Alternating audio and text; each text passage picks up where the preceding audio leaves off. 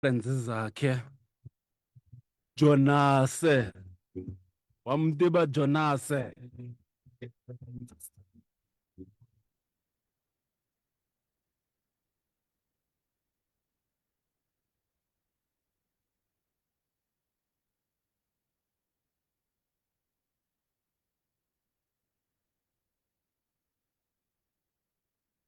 besikhupha le ntwana yasevetlisi umakhaya mfo kamzamba ngaloo ndlela ithi hambe kwedini siyabulela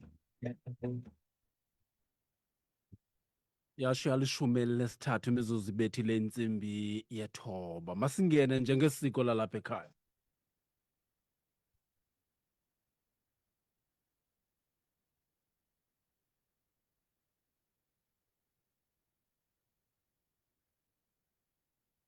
amashumi amabini anesibini kwinyanga yekhala unyaka wamawaka amabini amashumi amabini anesithandathu sakuba lapha de kubetha intsimbi yeshumi elinesibini ngothulanja ivukani ndixelele uba eli liqonga layo lenzele wena ukuze sikwazi ukuthetha ngeento zethu ngeento zakho ukuze sithi ngenye imini sasilapha sibamba ngazo zonke andifuna uthi ngazo zozibini kusenokwenzeka uba zingapha kwesibini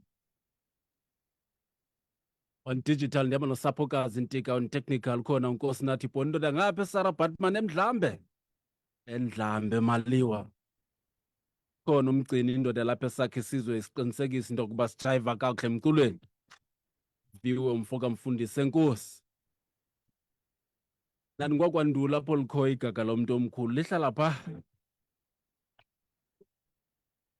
mhlawumbi lo mbuzo ndizibuza wona nawe uyazibuza mna ndiyazibuza kutheni nje iNICO ingqobo yethu civic organization ivala idolophu yasengqobo yabo le dolophu bayivala injani imeko yabasebenzi besike sathetha ngabo apha nosihlalo wabo umfo kaDelihlaza ulonwabo kaDelihlaza ngaba onwabile yena imeko yabasebenzi njengosihlalo wabo ndithetha ngomasipala waseDr AB Xuma sabela nokuphendula loo mibuzo kunye neminye ngomnxeba sibambe olilungu leNICO phaya ingqobo nguye uEsethu kaMtsantsa mfo kaMtsantsa enkosi kakhulu siyakwamkela enkqubeni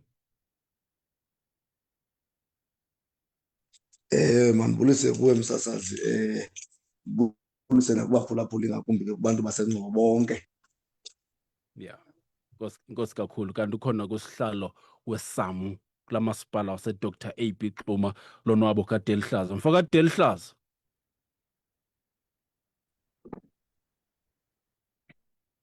Bulise msasazi ndibulise ke nokubaphulaphuli bakwaVukani FM. inkosi kakhulu andazi noba nibethwa inethiwekhi okanye niyoyika na andazi uba kwenzeka ntoni ninegwababa ukhumbule ke mphulaphuli simemile umasipala ukuba naye sizawuva elakhe icala kude kube ngoku ke icandelo lezonxibelelwano kula masipala alikade lithi maliwa nanku umntu ozawuzothetha egameni lokamasipala sizuma ke kuloo nto sizawuthetha nabo sifumana ithuba lokuba sincokole nabo mntakamtsantsa njengeNICO sagqibela ingxaki yabasebenzi phithi iNICO ibethe i-shutdown engqobo khawusinike imvelaphi yayo yonke le nto Enkosi mntakamaliwa, njengoba busowundazisile kodwa mandiyiphinde mna ndinguEsethu ndingowakwaMtsantsa ndiyinzalelwane kwindawo yaseNkondlo. Ndililungu le-executive kwingcobo yethu civic organization ndiyi-additional member phayana noko ndibotshwe phaa emva. Ukuphendula kumbuzo wakho mntakamaliwa, uba ndiyakuthatha back enye yezinto ezenze into yobana kube kanti ukuzojoka namhlanje lo mntana usi-street kid uyingcobo yethu civic organization abe kanti wazalwa iyenye yezinto ezidibanise notyomali lasengcobo. Ubuya uyawukhumbula kuye kwafumaniseka into yobana ingcawe nani apha eVukani FM siyombatha umhla nezolo sibonakale singabantu abanye sisizisa ke iingxaki zikaxakeka esijongene nazo engcobo.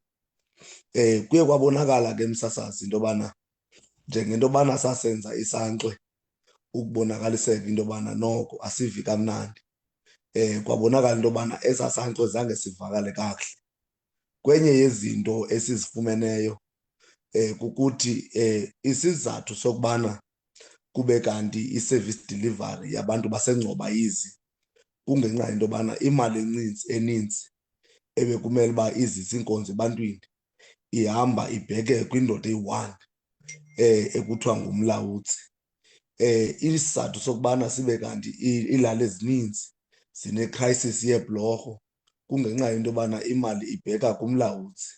Isizathu esininzi esenza into yobana ibe kanti iimoto ziyahlukumezeka ukuhamba kwi-gravel road ezonakeleyo kungenxa yento yobana le mali ininzi ibheka kule ndoda iyi-one. Ndizayicacisa ke isizathu sobana nditsho ndithi le mali ininzi ibheka kule ndoda iyi-one. Enye yezizathu zokubana kube kanti abantwana basemakwethu abaphuma kwiiyunivesithi nakwii-colleges abayifumani la minimum entry yokwenza inantsika i-intern so that ukwazi ufumana i-experience, ukwazi ufumana ungene ke kuloo minimum entry. Isizathu saloo nto ingenzeki loo nto kungenxa yoba imali eninzi ihamba nale ndoda ingumlawutsi. Omnye ke umntu uzawuyiphikisa le ndima ye-intern esithi zikhona zona ii-intern kuba zezi zibhatalwa ngusitha ingezizo ezi bekumele bazibhatala bona ngokwebhajethi abayinikiweyo. Enye yeengxaki engowena msasazi eyenzeke ngoyinto yobana sizibone ke ngoku singena kwidabi labasebenzi sibe thina singengobasebenzi. Okokuqala, ingcobo yethu civic organization ukuzalwa kwayo yayizalela into yobana mayibe yona civic organization ezokwazi uba ibe ne-interest at heart yabantu bakuthi balapha eNgcobo, ibe kanti iyona civic organization eyawuhlangula abantu baseNgcobo. Ithi loo nto leyo umntu ekhala noba usuka kweyiphi i-political organization as long engumntu waseNgcobo sinexanduva lobana sime as a civic organization siyonqanda, sithi nothi ngumntana wegazi siyayinqanda loo nto, siyayikhalimela loo nto.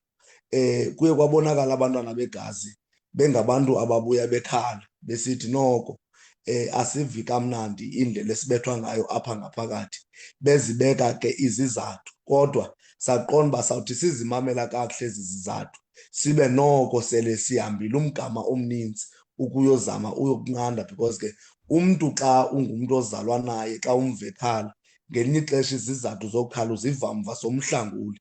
Yasenza loo nto into yobana masihambe siyosabela kwi-weekend kumvulo wange-29 kule nyanga eshiyayo umntakaMaliwa, sike saphatha ixwebhu lezikhalazo sizisa kumasipala siyofuna usabela into yobana ingaba njembe abasebenzi bekhala kangaka kwenzeka nantoni apha kwamasipala. Kodwa ke into eyasidisappointa kwinto yobana singayifumani in detail into yobana kwenzeka ntoni, yaphendulwa nge-bracket approach ukuthi ngu-all is well, yonke into ilungisiwe ebikhalisa abasebenzi. Sathi sisajonge loo nto safumaniseka into yobana ii-developments ziye zisenzeka kulo mba udibenisene nabasebenzi. Kwakho into ze-interdict ukuthi mabe ku-100 meters away abona bantu abakhala kakhulu ngokwale ndlela babethwe ngayo bangasondeli kumasipala. Kwazophuma nento ethi bazoba no-work no pay, abazubhatala abo bantu. Yasinyanzelisa ke ngoloo nto as a civic organization siyimamele indlela abangavi ngayo kamnandi, ingakumbi xa sele sikwazile into yobana siyifumane i-information enintsi yezinto ezenzeka ngaphakathi. Mandiyithethe mntakaMaliwa, sike sahamba apha sabheka ePitoli uba uyawukhumbula, sicinga fanuba i-information enintsi siyiphethe kanti asiyiphethanga. Ibingu-1% we-information esiyiphetheyo ngokwezinto ezenzeka internally kwamasipala, indlela umlawutsi atya ngayo imali. Zizinto esiye sazibamba saqomba noko asisakwazi njengabantu abazikhomithayo sathi thina soba ngamadini, singabantu thina abaza kunyamezela noba sibethwa kangakanani. Abantu abangabacekiswa singabo bantu ke mntakaMaliwa, kodwa sizukwazi into yobana sithule kube kunje ngale ndlela kuyiyo. Kuyayinyanzeleka into yobana sibheke kwi-total shutdown, kuvalwe yonke into, kungabikho nto yawunyakaza. Inye ke into esiyidimandayo mntakaMaliwa ngoyokuvala, sivala kuba sisithi sidimanda i-dismissal, immediate dismissal, abe kanti uyakhutshwa immediately umntakaMlawutsi. Kamnandi into esizithethayo ayizonto ezintsha, zizinto isikhokelo ezisaziyo esi sikwamasipala ezi zinto simbeka zona izityholo, bamsuse immediately ukuze izinto zaseNgcobo zikwazeke into yobana zibuyele back to normal, because if ayenzeki loo nto akuzukwenzeka. Bebuhlungu ke mntakamaliwe, kwenye yemithingi ebesizihleli kwashukuma umntu wabiza iminyaka yena asele eyiphangele kwamasipala, kodwa wathi eyona ntlungu anayo elapha kuye ngaphakathi kukuthi ngale ndlela bajonge ngayo, by the time thina ingqondo le apha kuthi sithi dadobawo ivuka, kulapho umasipala waseNgcobo azobe elimele ngendlela engummangaliso kwezezimali. Wade wayibeka into ethi sizawuyithatha more than 20 years sizama urecover kwindlela esithathwe sabekwa kuyo ngumntakaMlawutsi. Ube uyaqaphela ke mntakamaliwe, oomasipala abanintsi ngoku abanintsi sele bede bathinjwa bethinjelwa izinto ngenxa yokutyala i-service provider o-Eskom, zonke ii-companies ezibasebenzelayo bathinjelwe ezo zinto to a point where abasebenzi bangena akuhlokhe nje ogqiba phinda goduke kuba zingafuni uziswa publicly that kukho izinto ezinjalo. Isenze siyiqonde into yobana nathi apha eNgcobo le nto iyeza xa kanti kwenzeka into ekumila kunje, ngoba ndinepicture endinayo mntakamaliwe into yobana ukubana bingakhange ziphume ezi-SMS zibe zibheke kubasebenzi ithi kanti iipolisi zabo inantsika iipenshini zabo bezilapsile, ngawuyicinge imali umasipala wethu engeyityala abasebenzi ebekuyonyanzeleka into yobana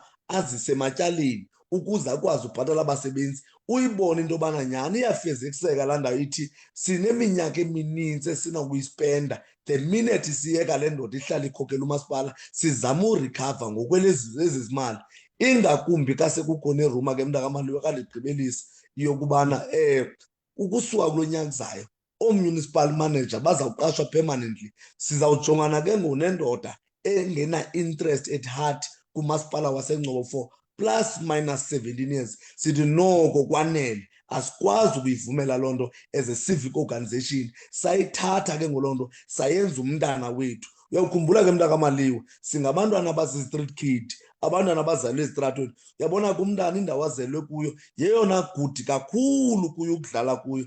Ungabona kwa umntana embizi unento evele ethanda unyuka ngomthi, athanda ukophuka, alimale because ungumntana wantoni, wembiza. Zamuthi ke yiyo ke into esenze mntakamaliwe sibe kanti sizibone ngosesingene kwidabi labasebenzi kungenxa yesikhalo sabantwana bomgquba ngokwendlela abaphethwe ngayo ngaphakathi ngumlawutsi ogqiba banqandelwa ngabantwana bomgquba. Sathi ke ngothina ngu-enough is enough, siyayingenelela loo nto. Hence why namhlanje ububona kukho i-total shutdown kunganyakazi kwanto, kukho isinambuzane ke sihlupha kakhulu.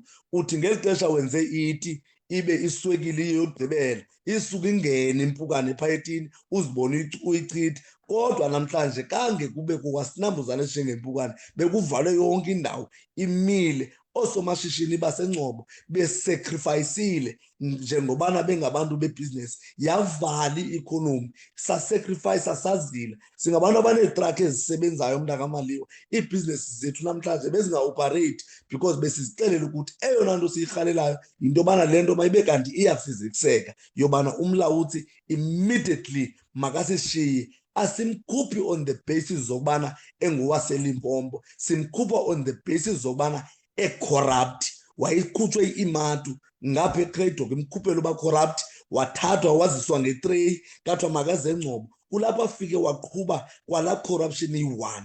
Besibaningene loo ndawo mntakamaliwe, enkosi. Alright, Nkosi kakhulu. 26 emveni ko-9. Sonke siyabazi omamsara, laa mzali ofowuna nje ukuva impilo. Sakusindwendwela nini? Uyazi ukuba umnxeba ngamnye awenzayo okanye itext iya kwi-funeral cover yakhe yasimahla.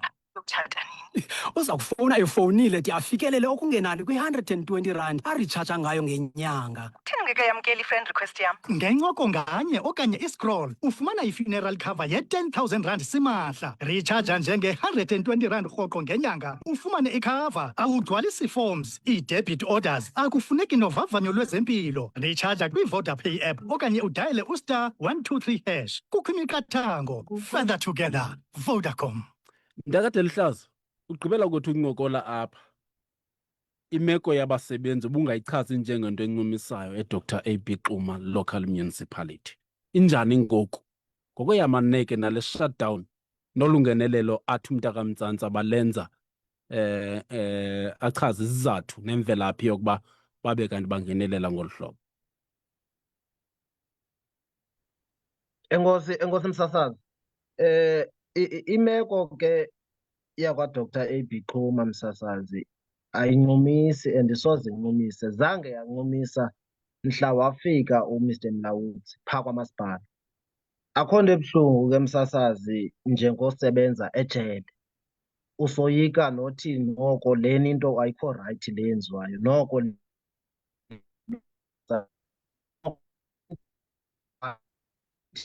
Hayi Mntaka Delihlazo, hayi Mntaka Delihlazo. Le ndawo uhleli kuyo Mntaka Delihlazo, le ndawo uhleli kuyo Mntaka Delihlazo. Tshintshe bhuti, ndiyayifuna le nto uyithethayo. Qha nje kuyabonakala uba inethiwekhi ilwa nawe. Iyalwa nawe inethiwekhi. Funa uvakale kakuhle, andifuna uba kushiyeke no-ease engavakalanga. Awuphinde uzame Mntaka Delihlazo? Enkosi Msasazi uyondixolela sazibetha inetwork. Iyakubetha. Masizame kwakhona bhuti. Yes, ubusatsho.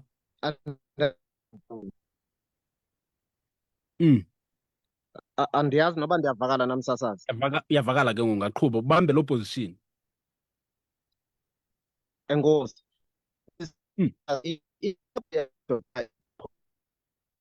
Mntaka Delihlazo, Mntaka Delihlazo. Masipala. Ndikhetha kwa i-private company kunalo masipala simsebenzelayo. Imeko yalapha zange yancumisa njengokuba isitsho. Yayingancumisanga ever since wafika umunicipal manager.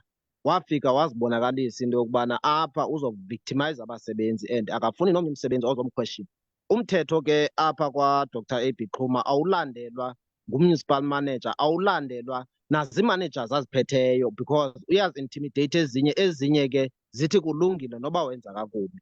Loo nto ke iafektha abasebenzi ngoba kaloku noba inkomo sekuthiwa iyagqutha, ugqutha kwayo the grass is the one eye ifumane idamage. Sithi ke loo nca singabasebenzi, sithi ke abantu sithi ke sibonayo into yokubana izinto azenziwa kakuhle kube nzima uba i-whistleblower. Imke kanjalo ke imali kamasipala. Siyibona ihamba, kunzima uthetha because the moment uthetha ungazibona uhlele ecangwethanga. Ndizama ukuthi ke ngomsasazi imeko yalapha kwa-Dr. A.B. Xhuma isafana since 2021 wafika uMr Mlawuthi kulo masipala. Izinto ebenikhala ngazo ugqibela kwethu ukuncokola nawo apha ngoku besikunye nomntakantaka ezingekahlawulwa zabasebenzi kumanxa iphi imeko yazo ngoku? Akukabikho nto ezileyo apha kuthi Msasazi singuLabour. Ever since sayiraise i-concern ethi siyakroqa uba ii-third parties zethu azibhatelwanga. Abanye ke bayenzile i-consultation bafumaniseka into yokubana uMarch, April and May zange abhatalwe. Nongona ke wasithumelela ke laa proof of payment esithi uyibhatele imali yee-pensions. Kasifuna ukwazi ngezinye ii-third parties ezifana ne-UIF no-pay as you earn njalo njalo. Akafuni ukusinika. Siyayiva ke apha emoyeni okanye siyayiva kwizitatement azenze ezireyidweni umasipala esithi bayilungisile, it was delayed payments.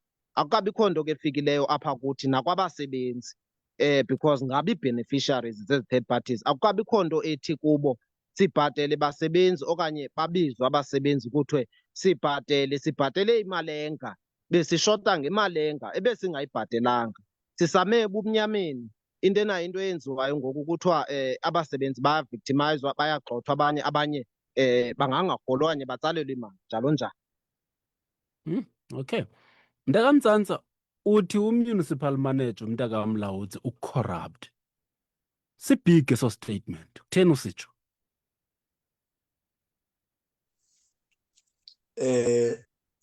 Enkosi Mntaka Maliwa. Ande ndivule nevidiyo ukunibona. Sure. Okokuqala Mntaka Maliwa ndifuna usihlakanca kahle istatement ukuthi kutheni sile ndoda ikhona. Enye yezinto onokufana uba iyinto encinci kodwa iyinto enkulu. Umasipala wethu akanayo iwebsite mos active. Xa ku-advertiswa ipost ibekwa nakwi-notice board emva kwecango. It means loo nto leyo kufuneka ube kanti ngumntu olapho ozokwazi ukuyibona, side thina bantu balapha singayiboni. Kuphinde kwenzeke into engumnqa xa niphume endlini eyi-1, inqabile into yobana niphume ni-aplaye nobabini niyowufumana nobabini umsebenzi. Kwa-aplaya apha abantwana ababini, umntana wakho ophuma apha esendini nomntana kadade wabo, beza ngetreyi bafike bayiqhashe i-interview bangena bobabini, yisayini yokuqala yokubonakalisa ubucorrupt. That's number 1. Number 2, kwizityholo owayezibekwe eCraddock ngeli xesha ayi-Chief Financial Officer, i-CFO, into ayenzileyo phaa unee-companies ewayezisebenzisa zisebenza phayana zizi-service providers, waxotshelwa uba corrupt, wazithatha ezaa companies wazibeleka emqolo, weza nazingena eNgcobo zibe zisuka eLimpopo. Ndikwenzela umzekelo, yabona ke apha sinendoda eyayiphethe umasipala kulaa ndawo akuyo yakwaMahlasela, isebenza apha eGcuwa. Akekho umntu waseNgcobo wakhe wasuka apha eNgcobo wawuthendarisha eNgcobo ngenxa yento yobana umunicipal manager waseGcuwa eyinzalelwane yaseNgcobo, abe kanti nguye ngoku oyobhenefitha phayana. Apha eNgcobo kugquba iikhampani zaseLimpopo zonke. That's number 1. It's a clear sign that ikhona ubucorrupt obenziwa phayana. Ndidlule ke mntakamaliwa, apha umlawutsi ufike wasuspenda abasebenzi, imfumba yabasebenzi. Wawugqiba uba suspenda bakabebheka kwi-hearing apha kulaa mama uhlalele ezaa hearing phayana. Nge-hearing nganye mntakamaliwa, yazi bonikwa malini? Unikwa i-20,000. Uyabazi benza njani omlawutsi? Kuthathwa iikheyisi eziyi-5 zifakwe Monday, Tuesday, Wednesday, Thursday, zofakwa Friday. Laa mntu uhlala apha yonke iveki, Friday kayitshayisa amke ephethe 100,000. Ayenzi sense mntakamaliwa into ekumila kunjalo, uba ngeveki eyi-1 uphume uphethe 100,000. Masiyeke ke mntakamaliwa, apha bekukho umntu oqashwe uphaa kwaligali igqwetha likamasipala. Umlawutsi ufika kwakufika kwamgxotha, wathatha amagqwetha waphi waseLimpopo yangawo azosebenza apha. Kushiywa amagqwetha awaseNgcobo, awaseChrizani, awase-Eastern Cape, awona bonakala ebhadlile yangawaseLimpopo. Kwenzeke ntoni apha umntakamaliwa uze kubonakala into yobana ikhona i-element ye-corruption eyenzekayo apha? La magqwetha aye ungena kwawo kwathi gqolo umasipala ebheke ecourt, engayonqeni ukwenza into ekhelesa ubekwe ecourt, ogqiba athani la magqwetha amrepresenta, afike umasipala aseNgcobo abethwe ecourt athi ndiya-aphila. Ahamba abheke eGrahamstown afike abethwe ecourt athi ndiya-aphila. Kwenzeka ngale mini abethwa kwi-double traffic. Washukuma umntu akaDelihlazo emithingini wathi, jonga ke mlawutsi, ndifuna ukuxelela lona umngxunyu wombayo uwombela wena nothi thina. Njengento yobana wena udisayidile into yobana utya laa nantsika laa bhajethi kalegal ngala magqwetha, uthi ngobheka eSupreme Court of Appeal, siyijongile loo nto, uzuyazi uba ngumngxunya wakho. Waphuma wathatha ifayile yakhe, xa ibuya following day wawabiza wathi ndizoni-welcome because uboniwe into yobana kukho laa bhajethi isekonini ihleliyo, adisayide into yobana makahamba ayoyithatha. Mandidlule ke ngoapho mntakamaliwa, kwezi companies zalapha zisebenzayo, yabona ke ngokwakwa-tendering, ubuza kwenza ibridge mntakamaliwa funeka wenze i-design. I-design ke mntakamaliwa inemali yayo in terms of i-cost, yabona. Yeah. Iibhriji zalapha zonke zine-design eyi-1 mntakamaliwa. Njengomntu ebekumele ezi zinto uyaziphikapha, bekungamelanga into yobana i-design eyi-1 kodwa iyakwazeka into yobana kwithenda nganye kubhatalwa i-design, kodwa i-design inye eyenze zonke ezi bridges anabe ndivana Mntakamaliwa but ezanto Yeah. akazipick up because kukho imali eza kuye. Wenze yokugqibela Mntakamaliwa wanika i-67 million kule veki sikuyo, 67 million le veki sisuka kuyo. Uyazi wenze into Mntakamaliwa? Uthathe 5 million wayinika enye ikhampani yaseLimpopo njengento uba iikhampani zibe zingakwazi ubhataleka kuba kungekho mali.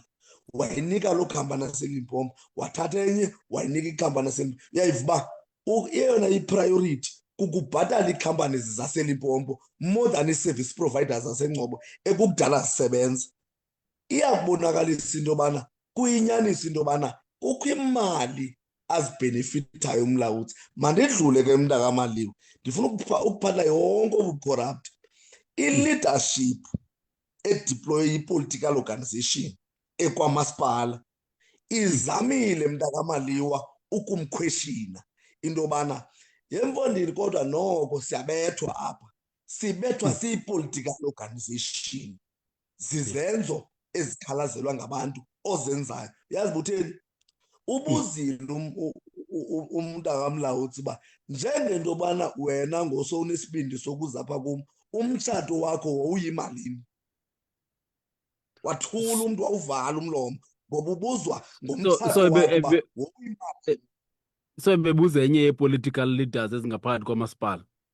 Yes, ibuza yona izama ukweshina yena njengoba kukhalazwa ngaye. Yes. Yona Yes. ubuza yona back into yobana ingathi uyalibala umtshato wakho wena wawuyimalini. Uyakwazi usixelela uba ngubani? Uyakwazi usixelela uba ngubani leader ibuzwa loo nto ngu-MM? Hayi zabachaza bonke mna ndingumntu ongoyiki kwanto mna. Okay, sixelele. Umeya uZangqa ubuziwe into yobana ingaba umtshato wakho woyimalini, yamohlula ukuyiphendula. uKondile uMandilakhe Kondile osispika wabuza umzila ugcwele iyadi wowokhe ngamalini wohlulakala kuphendula. Ulusizo Ntshinga walapha ngaphansi kotshona kule ndlela ehlagqitha obheke edutywa ubuza into yobana ulibele into yobana i-application yakho isahlele ekhwapheni apha kum upeya nje unomzi ogcwele iyadi yonke uyilibelo le. Babaleka bathi sabonke yasichazela banzi into yobana ucorrupt nyhani lo mfana. Zezi zinto ke Mntakamaliwa zenza sikhupha istatement esikhulu esingaka esithi lo mfu corrupt. Mandikugqibelise ke ngoMntakamaliwa thela i-corruption yakhe. Yeah. Laa ndoda ingekaholi izityholo zithi imali eyi-allowance yakhe yi-91,000. Allowance yakhe 91,000. Kule 91,000 kukho i-car allowance, kukho i-diesel allowance, kukho i-housing allowance.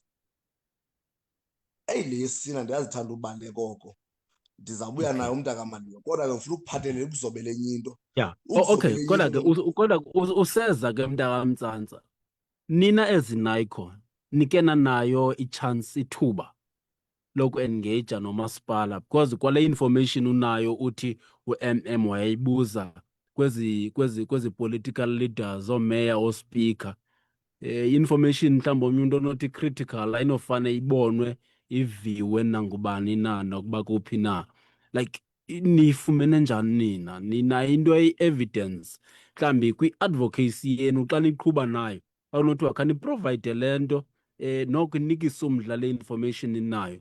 Wayesitsho kuphi u-MM ngakospika nakomeya ninayo esandleni lo evidence? Enkosi Mntakamaliwa mandiyichwethe nje ndigqibezele indawo yam ndingayilibali ndizokuphendula Mntakamaliwa. Okay. Kule ndawo Sure. ndiza kuyo yezi allowances kwi-car allowance yakhe njembe eyibhatalo kodwa usebenzisa imoto kamasipala. Wathatha imoto kamasipala wayixobula izitika zonke yahamba yoporishwa yangathi kange ibe nastika wayisebenzisa kodwa une-car allowance. Ogqiba wane-diesel allowance uthi idizili kamasipala kodwa une-allowance ayinikwayo. Une-housing allowance kodwa urentelwa i-B&B. Ubone bezi allowance akukho nto ziyenzayo Mntakamaliwa. Zinto yabona ke Mntakamaliwa kwi-information yonke esinayo iphuma pha kubo. Ingabo abasibetha apha emqolo bathi ningajiki mntakamtsantsa, nantsi enye ndikwenzele umzekelo. Ngoku wena mntakamaliwe, enye bendiskrinshot endayiphathelwa i-45,000 ebeyi-car rental kaMlawuthi. Sawuthuka into yobana ngenyanga eyi-1 for 30 days ube kanti kukho i-invoice eklenyiwe for 30 days ye-car rental ye-45,000. Kwakho imili ebekuhlelwe irestaurant nguMlawuthi kwakunye neebodyguard zakhe baspendi 5 point nto. Uyaqonda, zizinto esizithatha apha kubo ngaphakathi. Uyaqonda, njengento yobana bengabantu abahlala beyigruphu abayiyo, behlala e-State House, bahambe baxoxe ngezi zinto zonke, ezi zinto ze-corruption abazenzayo. Bathi boobhidana bona basithathe baziphathele, bathi eyona nto isixakileyo ngoku apha yena ezi nkokheli ziyarhalela umkhupha, but ngoku uyabhoka apha ngaphakathi uveza izinto ezinzima apha ngaphakathi into yobana kaloku ndinenzele izinto. As the result uyatsho nangoku into yobana xa ehamba yena ebethwa kwamasipala esiwa akazuwa yedwa, akhona amadoda azawuhamba nawo. Bendicafa ndikuzamile ukuphendula mntakamaliwe. Ya, niphendule kakuhle. 0725145381. Usengcobo wazingcono kunam, sixelele wazini wena kulo mba sithetha ngawo namhlanje. Sincokola no-Esethu Mtsantsa, lungu leNAICO. Ukhona ke usihlalo weSAMU phaya imanyano yabasebenzi bakamasipala phaya iNgcobo, ulonwabo kaDelihlazo. Sijonge ke umba wanamhlanje ukumanqi kwedolophu, izinto ezikhwinisa abasebenzi, imeko yabasebenzi ngokula masipala. Mntakamtsantsa, mhlambi ukwenza clear ke ngoku okanye ngamawele la, ithini iCollian? iCollian ithi hamba okanye ithi makulungiswe ii-issues zabasebenzi zibuyele esiqhelweni kwimeko efanelekileyo? Ithini iCollian? Inye kwezi zimbini okanye nithi zonke kunye nezinye ezisezidwelisile mayibe zizinto ezenzekayo? Enkosi mntakamaliwe, mandibulele kwakhona. Eyethu into esiyithetha thina sithi u-MM lo makahambe asishiye Ngcobo. Besihleli siyikhweshina mntakamaliwe into yobana kude kucandwa amathafa, kutsitywe iiprovinsi, kuhanjwe kofunyanwa umntu wangapha kwenye iprovinsi aboyazi uba ngumunicipal manager, ingaba ibiyintoni le bibhetele ebeyenza uze abe kanti umit ii-requirements zokuza apha? Yiyo le nto sithi thina ngoku thina asisamthembi anymore ngokwendlela imali yalapha eNgcobo etyiwa ngayo. Ndikwenzela umzekelo mntakamaliwe, uyazi uba apha kukho izindlu indlela eziyi-30 something ababezibuzwe nguChoctar kusenziwa i-oversight, bebuzwa into yobana ingaba ezi ndlela nithi nizenzile nizenzephi, zange bakwazi ukuyiphendula. Kukho iindlela ezenziwa kwi-paperwork zokwenziwa ebhankini zingenziwa ngemehlo, zifana laa ndlela seClarkebury isuka phaa enkondlo utshona eClarkebury apho kwenza i-tar road apha ngaphantsi, ngaphezulu safakela i-gravel road. Wenza loo nto umntakamlawutsi kube kuthiwa kukho indlela, zingekho iindlela apha eNgcobo. Kubonakala into yobana akanayo i-interest at heart. Hamba unantsika mntakamaliwe uye apha elewini, kukho into engathi lingcwaba lesana, kwakusenziwa ibhoholi agqojozwa amanzi aphuma, zangasiwe elalini mntakamaliwe, isavaliwe nanamhlanje laa bholi, kodwa ikhampani yaphuma imali iphethe. Hamba unyuka ubheka apha enasikeni eGqaka, amanzi bawazama bawancama, iikhampani zaphuma amanzi zwaphe, imali zithini ziyiphethe, ziphuma leadership kaMlawutsi. Ngoku utya imali yabasebenzi. Ibuhlungu mntakamaliwe into yobana ubone umntu uba angathi ebheke esibhedlele kuthiwe lungi buyele eOlsens, uzibone uyolala eOlsens kodwa une-medical aid obuzazi into yobana ulungiselele imini kaxakeka. Kukho amaxhego namaxhegwazana mntakamaliwe anopentshela nanini, abe nokothuka kayithi ipentshela kuthiwa ipenshini yakho yalabisa. Noko idamage ayenzileyo kumzi waseNgcobo noko sekwanele. Mntakamaliwe, mandikuphe, it is for the first time ukufika kwaMlawutsi into yobana ibhajethi yaseNgcobo ingakwazi ukuyigqiba i-financial year. Kukufika kaMlawutsi ayiyigqibi i-financial year. Kwiminyaka edluleyo ukuze ingenzeki imikhuba ekumila kunje, bebehamba bayoboleka imali eChrizane, bahambe bayoboleka imali e-OR Tambo. Ngoku iChrizane ithatha imali yayibhulela amasaka, i-OR Tambo yayithatha yayibhulela amasaka. Ngoku akukho ndawo yoboleka imali, uyabuya ngowenza imikhuba yento engazange yenzeka. it's a criminal nansika offense leyana. Bekumele umlawutsi uba bekuthiwa sikhokhelwe ngabantu abane-interested heart yabantu bakuthi, bekumele wasebhabha etrongweni le wayingene kuyo itrongo waphuma yamenza into yobana abuye umnwelo wakhe ungasasebenzi. Kuthatha umfo wajezile ibe nguye osiwe e-FNB afika bekumnwe arilise imali kamasipala, ngoba noba umlawutsi angaxoka kanganani ngee-ID ezimbini anazo kodwa ifingerprint akakwazi uxoka ngayo, hence wayengakwazi uyobeka umnwe even ebhankini. Yiyo le nto sithi umlawutsi makaphume asishiye ngqo. Le yinto umntakaMaliwa asiyijiki namhlanje, asizijiki nangomso. Sithi umntakaMaliwa umntakamlawutsi makaphume asishiye ngqobo. Yiyo laa nto inosisincede isibuyisele back kunormal engcobo. Nkosi mntakaMaliwa. Uvakala xa uthetha ngokunga u-MM unamandla amakhulu futhi akanamsebenzi na-politicians ezoze kwitroika seluzikhankanyile. Ndikuva kakuhle? Hayi, awaphethe amandla angapha kokugqibela. Kaloku wayezile unumber 1 wephondo, wamnika unumber 1 weregion, naye wayeunikwe ngunumber 1 wekhantri. Njengoba zikhona ii-allegations zobana uzalwa nguDadbo Ramaphosa, amandla awaphethe uyingangalala, ayingomntu otatshekayo.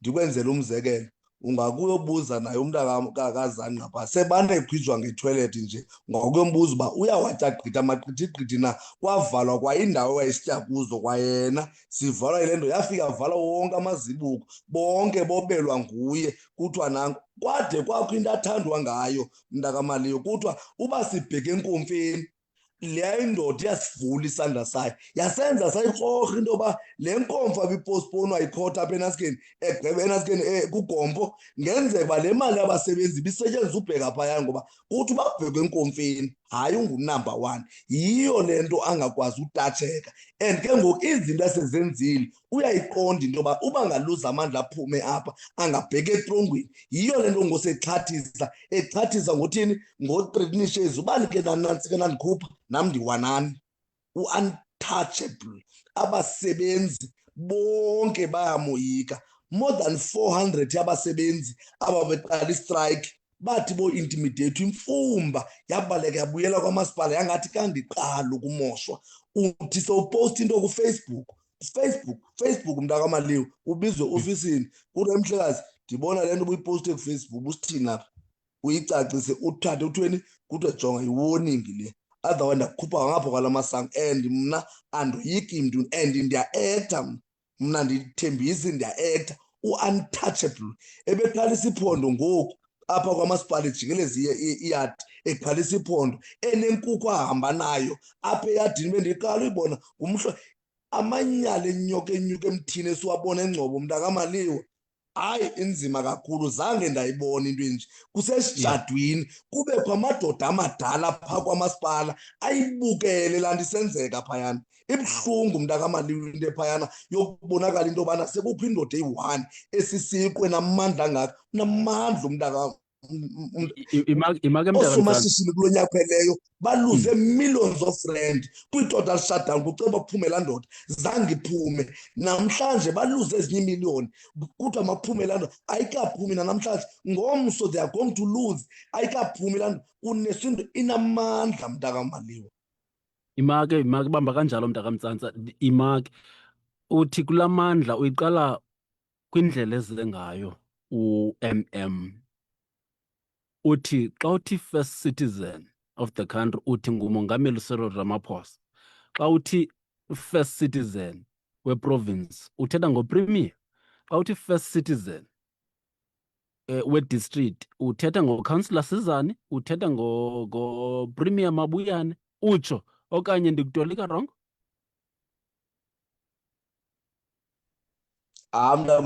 Mali ndithanda ubuza ngamanye amaxesha, hayi uyamamela kakhe mntamaliwe 100% ngaloo ndlela. So utsho ndibuza kanje, ndibuzele into yoba le nto funeka ibe clear so that aba bantu xa benomdla wokuzoklarifya yonke into ezokuxoxwa apha babe siqinisekile into yokuba ubusithini na. Okay, mntakadelihlazo, masize kuwe. Imeko yabasebenzi basengcobo andiqinisekanga ubana ubekho nini wena engcobo, kodwa ngokolwazi lwakho ibingafani nangoku imeko yabasebenzi engcobo phambi koba kube khona u-MM oyi-subject of the day ngoku? Enkosi msasazi. Ndafika apha eNgcobo ngo-2015 Sure. kodwa ke ndiqashwe ngo-2019 permanent. Ever since ndafika apha msasazi zange ndambona umunicipal manager oyikwa ngeli hlobo. Abanye oo-municipal manager bebekhona apha, izinto mhlambi ebebetyholwa ngazo hayi zingu-1% compared to izinto azenzileyo lo municipal manager, kodwa bagxothwa bona. Bathi abasebenzi xa benyusa intloko i-council yayikhawulezisa ithi makahambe lo municipal manager. Ayithethi loo nto kulona ukhona. So ndizama ukuthi izinto ihlobo ezaziqhuba ngalo ukusukela ngo-2015 oko ndandilapha njengoba beninzi oo-municipal managers ebelapha, ziyaqala ukuqhuba ngeli hlobo. Bayaqala abasebenzi ukuziva besetrongweni ngoba semsebenzini. Ya, bendizobuza loo nto ndazi into yoba ngoku okokuqala namhlanje abasebenzi bayile emsebenzini njengoba kwi-shutdown, bakhona bangayanga. Kwaye ithini i-conversation yenu nabasebenzi ngoku? Nisisigqeba niyangena nibuyele nani, nina nizizikhokelo se-union, nibuyele nani emsebenzini, kubuyele igruphu ethile? Khawusinike konke nje. Enkosi msasazi, nantsi into eyothusayo eyaqala yenzeka apha singuLabour, and sambhalela ke umunicipal manager simquestiona ngale nto. Uqale ngo-instructor ii-managers aphethe ukuba ziyamoyika into yokubana mazithathe iirejista. Sayidiskhavarisha ke le nto into yokubana ii-registers ziyafihla okanye zinikwa abathile into yokubana mabasayine. Sambhalela, zangaphendule. Sisithi noko kaloku siyaqaphela ukubana uso and so ufihla irejista. Inwenwile ke loo nto kwii-department ezininzi. Beza abasebenzi kuthi singuLabour besithi ndithe ndifika ndiyosayina, kwathiwa ubuhamba laa nto kaDelihlaza okanye kukho iimeeting ozibamba noDelihlaza ozusayina kuloo rejista. Kutsho umaneja wakwa-corporate services, umama uNyukwana, ngumaneja wakwa-HR ke lowo. Ndafumaniseka ke ngoku ndinguLabour ne-leadership endikhokele nayo into yokuba nabanye abasebenzi banezo challenges zinye. Emveni kokuba sasivinjwa imeeting ngumunicipal manager, sidisayidile into yokubana masizibambe imeeting ngexesha lethu, nothi ngelikamqeshi, ngoba kaloku i-time off 2 times engasiniki ii-meetings engenasizathu. Uthe ke ibonayo uba sibambe ii-meetings zethu phakathi kwee-premises zikamasipala, ngokujongana nale meko yethu okubana singaya koliphi na icala njengoba iimali zethu zityiwe singaphenduli, waza ne-court interdict ethi bambani ezo meetings zenu 100 meters away from umasipala wam, isuke eMakhanda. Sizi-respondents ke thina singuSAMU kuloo lentuza kuloo court interdict nabasebenzi bakwaDr Hibby Qhobu. Sibambe ke ezo meetings 100 meters away, sirespektha ke loo court interdict. Sifakelwe ke i-court interdict etshoyo into yokubana masingangeni. Yiyo lena isenza ukubana sibe kule ndawo sikuyo, sinoloyiko ngoba noba singenile ii-registers siyazazi zizofihlwa. Umntu uzothi ke ingenileyo kuloo office angene kuyo abizwe ngudirector anikwe le ntuza i-suspension letter. Yiloo nto ke sijongene nayo. Okay. Ndanditshilo ke msasazi the last time ndandilapha kuwe kukho ke no-provincial secretary, ndatsho naku-municipal manager simbhalele. Asikho kwi-protected or unprotected strike, asikho sestrayikini. Uba besisestrayikini besizo-aplayishela istrayikhi. Into enayo sibe nentlahla yokuba nabantu amathandazwe alapha eNgcobo, iinzalelwana zalapha eNgcobo ezifana nazo noNaiku, this civic organization yiyo esestrikini. Abadicide noko uyiva intlungu esinayo ngaphakathi bayimele. Siyaba-welcome ke ngoku bona. Okay, 07. Ikhona ke ngoku into endifuna msasazi ndike ndikufundele yona apha phambi kwam njengokube ethetha ke uComrade Mtsantsa. Apha phambi kwam njengoba bethetha ngale moto ihamba umunicipal manager ndinga-overlaphanga ubuya ndivumela msasazi. Qhuba tata, yes. Ndine-resolutions apha phambi kwam ezathathwa yi-council. Zithi ngesiNgesi, confirmation of resolutions of Dr. Ibiquma Local Municipality. Council at its special council meeting held nge-31st kaMarch 2023. Ezi resolutions ke zathathwa yi-council zisayinwe ngu-Honorable Speaker Mr. Kondi. Zithi threat on the life of the municipal manager. I-background ithi yona.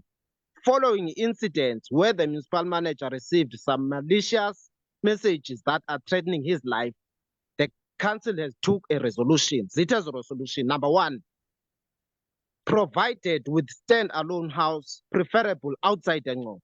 Number 2, the house to be fitted with CCTV cameras and electric fence.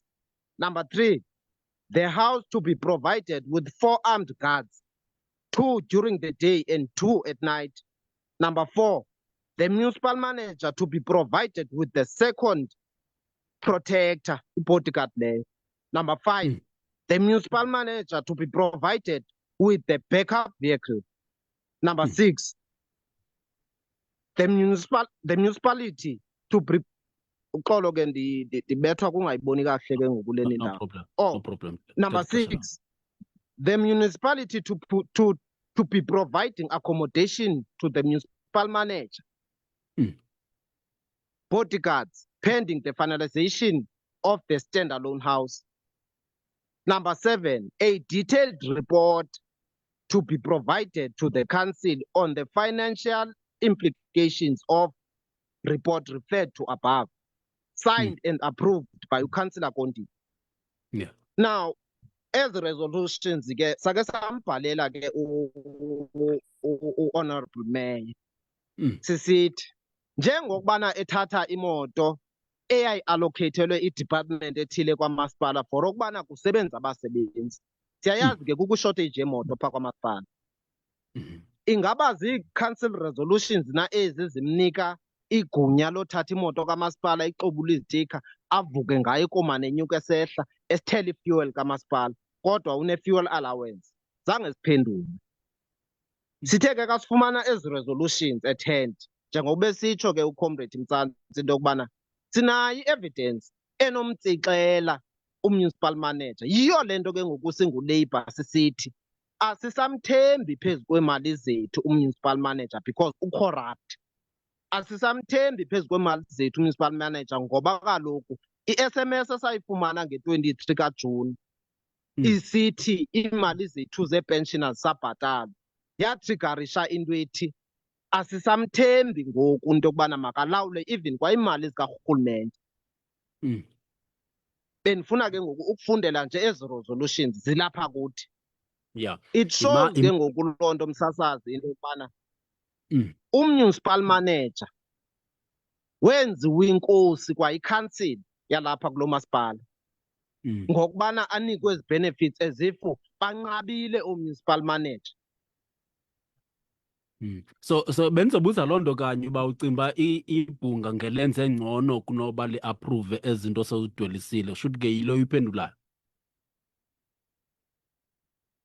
Ewe msasazi singumasipala omncinci, singumasipala ongathathi ntweni, singumasipala onabasebenzi abangama-casual abaninzi abane-10 years bangaqeshwa abanye, singumasipala oxhaphaza oo-EPWP workers. Kodwa kuthathwa imali ezingaka msasazi, ezingaka nee-benefits ezingaka ziyonika umntu omnye i-accounting office kodwa usezophumela nakwiimali zethu aphumele nakwiimali zabarhafi. Yiloo challenge esinayo singu-Labour msasazi. Okay, ndikubambile. Nawe ekhaya sikuvalele ngaphandle ngu-072 514 53 8 phaa kufacebook uzawufika si-live uthi Vukani Community Radio. Kweli ke iqonga abantu izinto bazithethela ngokwabo asibathetheli ngokwethu. Ndiyafuna kubana ndiyibethele into yokuba njengoba sincokola no-Esethu Mtsantsa olilungu leNICO ezinze phaa ingcwabo kunye nosihlalo weSAMU imanyano yabasebenzi kumasipala iDr AB Xuma. Umasipala iDr AB Xuma wona kuqala sewumemile into yokuba ube yinxalenye yale ingxoxo. Ndithi ke side sangena andide ndibone into ethi Maliwe, nanku umntu esikunika yena njengoko ke bendithe gqolo ukuthetha negosa lezonxibelelwano phaa kulaa masipala uZintle Kabobelo. Sazi ke ba mhlawumbi umasipala uyawukuza kusini na ukuzoveza elakhe icala malunga nomba ovezwayo ngoku nolukhwelo lokuba makahambe umanejala omasipala. Le yimbadu molo ekhaya. Hayi siyazama singeva kuwe ekhaya.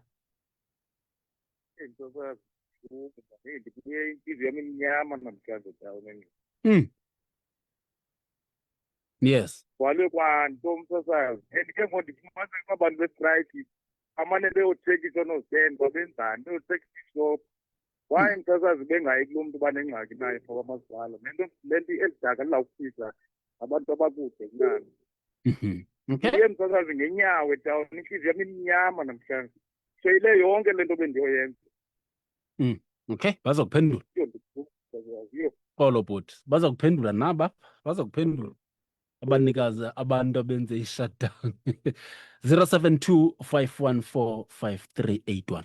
Ubungumsebenzi waseDr AB Xuma uyayazi le nto ithethwa ngumntakade Hlazo lo unikhokeleyo ukuba ukwiSAMU. Thetha nathi noba uzenze u-anonymous.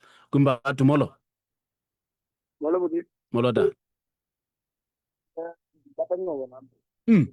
Yes dad. Bhuti wam mamele nje andiqonda ukhona umntu o-untouchable. Oh. So mna bendizawucebisa ngolu hlobo kula madoda omabini ngakumbi into ibithetha kuqala ndibeleza igama layo. Mtsantsa yes. Bendizawucebisa ngolu hlobo. This thing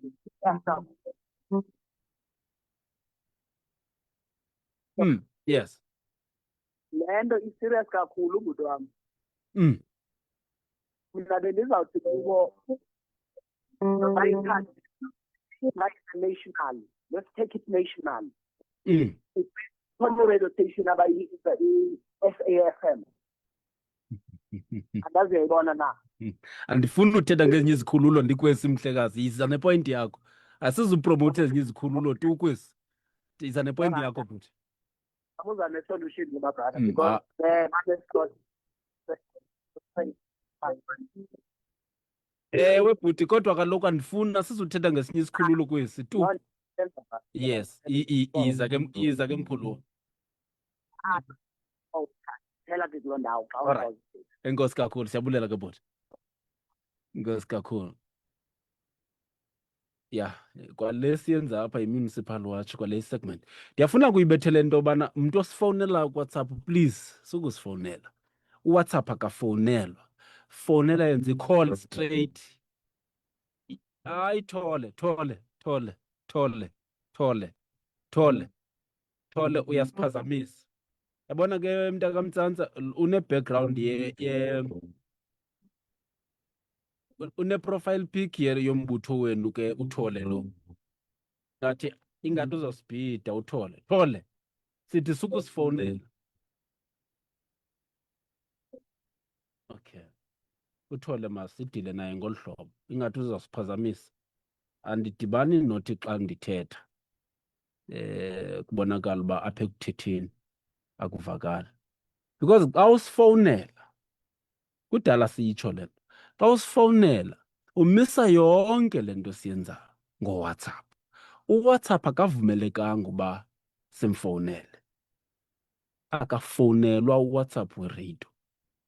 Le number siyisebenzisayo uyakwazi ukusiqhafazela usithumelele i-voice note kuWhatsApp. Kodwa xa usenza i-call uyenza i-phone call straight, hayi ifowuni nguWhatsApp. Kwimbadu molo. Molo. Molo data kunjani? Hayi siyazama singeva kuwe. sikhona tata. Mm. Tata nansi ingxaki. Mm.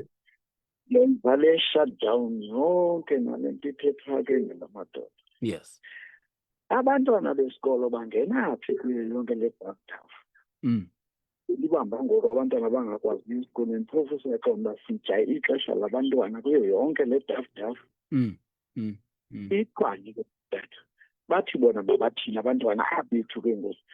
Yeah. Qinisekile ke bona banabantwana abafunda edorobheni. Thina ke sinabo singabayi. Mm. Bathwana abantwana. Okay. Ngokwesibili sityephi ngoba kaloku sitya kwezi venkile sithengeni Yeah. kuyo yonke le daf thengaphi Mm. kusitata. Nkosi tata, siyabulela. Mntakamtsantsa, phambi kokuba siqhubeleke, nantsi le mibuzo icacile mibini. Kuthiwa ke nithini ngabanye abantu aba bangeyonxalenye tu yalo mba, nakubeni nje usenza intsingiselo kuni nakwabanye abantu. Ngena Mntakamtsantsa. Enkosi msasazi. Le mibuzo yomibini ndenzela buhlungu le. Mm. Because okokuqala is abantu aba-responsible siye le nto sayi-anawunsa kwangexesha into yobana kuzobe kukho i-total shutdown. Ithi loo nto leyo bekumele uba umntu noko xa ifumeneyo loo nto leyo ukwazile into yobana zilungiselele into yobana akazukwazi uzofika edolophini kuba uzawufika izinto zingekho normal. Kodwa ke eyona nto iba buhlungu ke msasazi into yobana kuye kube kwi-statement esilandela emva kwestatement sethu esithi izinto zizoba normal, sikhutshwa ngumasipala. Abantu bachuze bona ukumamela istatement esikhutshwa ngumasipala. Yiyo le ndawo ibuhlungu ngoba ngokunokwethu asirhaleli into yobana kube kanti bakhona abantu abazawuchaphazeleka. Ngoba okokuqala abantu abaphangeli, bengaphangeli nje umntu uza ngemali yokugqibela nabeyibolekile ngelinye ixesha aze etawuni ezokwenza loo nto, ajike yena engakhange ayenze loo nto leyo, ibe kanti laa mntu lowana uchaphazelekile. Yinto esingayithandiyo nesingarhaleli ukuyibona, esiyixoliselayo kubantu bakuthi. Kodwa sibacebisa ukubheka phambili. Noko xa ithe yavela into echaza into yobana kuzobe kuqhutywa kanje, ingahle abantu bakuthi bayimamele loo nto, ngoba lo usemagunyeni xa isithi izinto zinomali kuze kuba yena ezama ukugusha la mabibi wakhe. Yiyo le nto afuna ibe ngathi izinto zinomali, angayi-asepthi yena into yokubana kuzobe kuqhubekeka kusetyenzwa ngale ndlela kuzobe kuqhutywa ngayo. Ngunumber one wam. Kukweshini yesibini, mntakamaliwa, mandibeke ndithi kuthi kange nakancinci siyikhuphe into ethi akukho sikolo. Yiyo le nto abazali bakwazileyo ubakhupha abantwana babasesikolweni. Kange msasazi kwi-total shutdown siphume sihambe sibheke esikolweni, sihambe siyokhupha abantwana esikolweni. Ngootishala abazikhuphele abantwana esikolweni. Ndayiqonda into yobana zii-experience abanazo ezazike zenzeka previously kwizitrayikhi ngezitrayikhi ezidlulileyo apho abantwana babekhutshwa kakuthiwa kukho i-total shutdown. Kodwa kwi-total shutdown ebezikhona kulo nyaka kuphela ebeziyi-7, uba ndikhumbula kakuhle mntakamaliwa, ayikho imini ekakuthiwa abantu kuthiwa ayisosikolo. Ngoba eyona nto siyirhalelayo kukubana abantwana bethu ingaphazamiseki imfundo yabo. Kamnandi ke ngokwentlantla thina yiyeke into yoba siziphethe kakuhle, sibonakala uba sisebahle. Sinabo abantwana abakule age yobana babe kanti abanye sebese-high school. Asirhaleli into yobana bachaphazeleke, ingakumbi kwathina imfundo siyazi apha kuthi. Msasazi ungandibona nje ndiyi-toyitoyist, undibone nje wena msasazi, kodwa ndinesikolweni ndibethiwa apha esandleni, ndineedigri zimbini. Yeke ke into yoba ndingasawufuni umsebenzi, andingeze ndiyipromote into ezawubuya ihambe ithini iyochaphazela isikolo. Because enye yezinto msasazi ezisenza into yobana sibe nolwaphulomthetho lugcwele kakhulu, sibe nenantsika nendlala egcwele kakhulu, kungenxa yabantu abangafuni ukubheka esikolweni. So thina bangabanye siyayipromote i-education. So ndizama uthi kange thini vele kwicala lethu into yobana abantwana bangabheki esikolweni, ngootishala abazikhulela abantwana, endicinga fama into yobana ikwasemagunyeni wabazali bakhe bayozikhweshinela kootishala babakhuphele ntoni abantwana esikolweni. Enkosi mntakamali. Nkosi kakhulu, bendifuna nje uklarifaya loo nto nje uba sizoqhubela phambili nenkqubo. Sikumzuzu weshumi elinesibini kusemveni kwentsimbi yeshumi, siqingatha sesibini esi senkqubo. Mntakamaliwa neentwendo zakho. Right, wow. Ululamile September ndilapha eVitlis ilale Sityamala. Yes.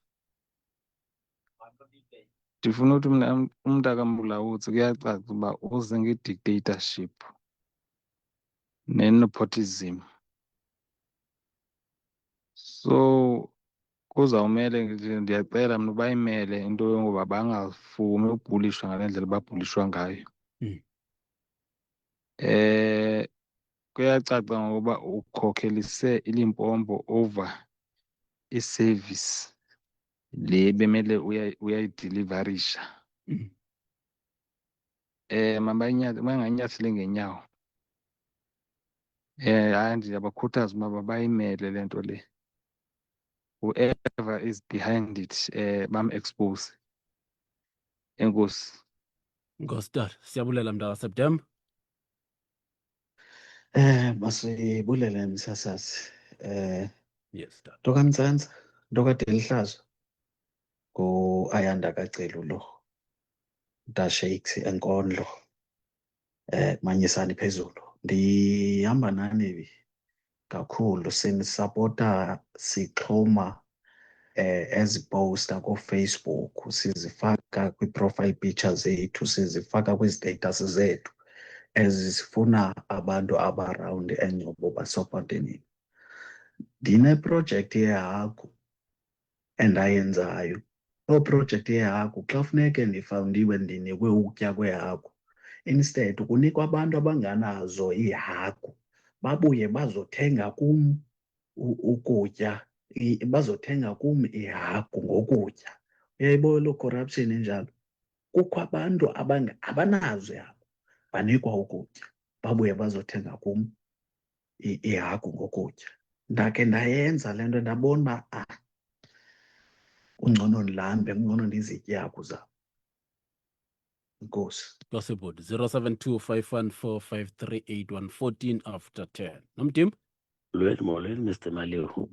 Ewe, mna apho bendibhale khona ngokuza kutata kwaSamu. Tata kwaSamu, ewe, kuthiwa yi-South African, yabona, Municipal Workers Union. Union le. Qha le union iyandixaka. Ole union bekusuppose yabo yi-active ngolela. Babona abantu bomasipala like abasebenzi yabo. But abasebenzi babonayo phana hayi. Abanye mhlawumbi bangena ngendlela. Because I'm very aware that yilaa nto u-ANC ukokele uyabona komasipala even noSamu balala ngengubo eyi-one, same WhatsApp group. Kutheni xa kuzawuvela into ezifana mhlawumbi nama-local elections, yabona, bevela mhlawumbi sithe gqi kudala bethe cwaka, because iminyaka seyigqithile seyimininzi. And then you find that abantwana babantu, yabona, kudala basebenza phana bezi-casual workers, baqhuba iitrektara, abanye banyuka besehla kule umzekelo abecomva, yangathi kusezifama. But uthi ojonga umntu akhona akekho permanent. Yabona, iphinde ke ngoku laa nto akhona ba ithi laa nto uthini bona yabo bengoSamu bangazama ukulwa. Because uSamu enayimgqweleyo wayebhadlileyo wayemhlawumbi andithi bangabhadlanga lo, yabo wayestrong ngulwawo elaa xesha, yabo. But lona ihayi Sabine Ndibuye, sadla amafutha, senze ngokuxaba kunongongo nenkomva Nomdimba noTango. Nkosi Nomdimba. Andikho sure ke Nomdimba ngombuzo wakho kwinto ethi ukuba uyayilandela le nkqubo. Andazi busukela nini, but ukusukela mna ndithathe over. Uba uyayilandela le nkqubo, noko ikhona isequence ozoyibamba kwezi zinto zivezwa apha. As we get closer to the state of the district address, did you know that Amatole District Municipality has, for the first time in 7 years, achieved a fully funded budget? Join us as Amatole District Municipality Executive Mayor Councillor Anele Zangani delivers his state of the district address on Friday, 24th July 2026 at 10 a.m. at Mzwandile Wilson Fanti Hall in Starterheim. As we celebrate milestones, reflect on lessons learned, and look ahead to a stronger, more sustainable future for the people of Amatole. Catch us live on www.amatole.gov.za and Facebook, Amatole District Municipality. Be part of the conversation, be part of the future. Amatole District Municipality, the year of efficiency. Amatole District Municipality, siyakukhonza. Mandithathe lithuba mntakamaliwa ndixolise kuphela mani kwezinye radio station bhuti. Yes. No, into ebendizayithetha nje inye into yokokuba amadoda lapho athetha oko thina sikwazi abantu baseNgcobo. Yes. Bakaloku umntu walapha eNgcobo akekho umntu onawuphikisana kumadoda. Yeah. Ayikho into engenzekiyo kulaa municipality. I-nepotism indawo yalaa municipality. I-lack of service delivery into yalaa municipality. I-corruption into yalaa municipality. So ndizama uthi lilonke loo madoda siyawaxhakameza sisithi kuwo angabuyi mva, and sikwakhwaza abantu baseNgcobo sithi kubo nabo mabangatshoni emboneni ngexesha lobunzima bokuhlala kwethu. Enkosi. Okay. 072 514 5381. Ngena usithini ekhaya? Imbadu le. Hello msakazi. Ulendaba. Ngixolela ngefiva nje kancinci. Khona ngxaki itata yiza. Ikhona ingxaki lamaqabane mabini ngasaqine. Kule nto yomela nomasipala waseNgcobo okanye ibantu baseNgcobo. UseNgcobo nawo? IseNgcobo. Okokuqala xa uthetha nekhansili ikhokelwa nguzanqa. Kuyacaca uba ayizazi uba i-force yase-left umsebenzi wakho ukhusela i-force yase-right, which is on of business kunye nabasebenzi abalapha eNgcobo. Not only umasipala kuphela. Bayahlukunyezwa kakhulu abasebenzi. Lo mntu ungumlawuzi wafika ku-4 days wabe sesuspend abasebenzi abaninzi. Yho. Kakhulu. Njengoba etshilo utata uMtata sithi amagqwetha wasuspend umntu wathatha amagqwetha aseLimpopo. Nakoo-technical wasuspend abantu wathatha i-consultant kunye nee-contractors zaseLimpopo. Meaning that more than 18% of the funds that are allocated to eNgcobo zispendwa kwiprovince yaseLimpopo. Yet ingumthetho into ethi certain percentage should be spent kono-business baseNgcobo. iNgcobo ibhenefitha ntoni njengoba yabelwe yona xa kukho izenzo ezinjalo?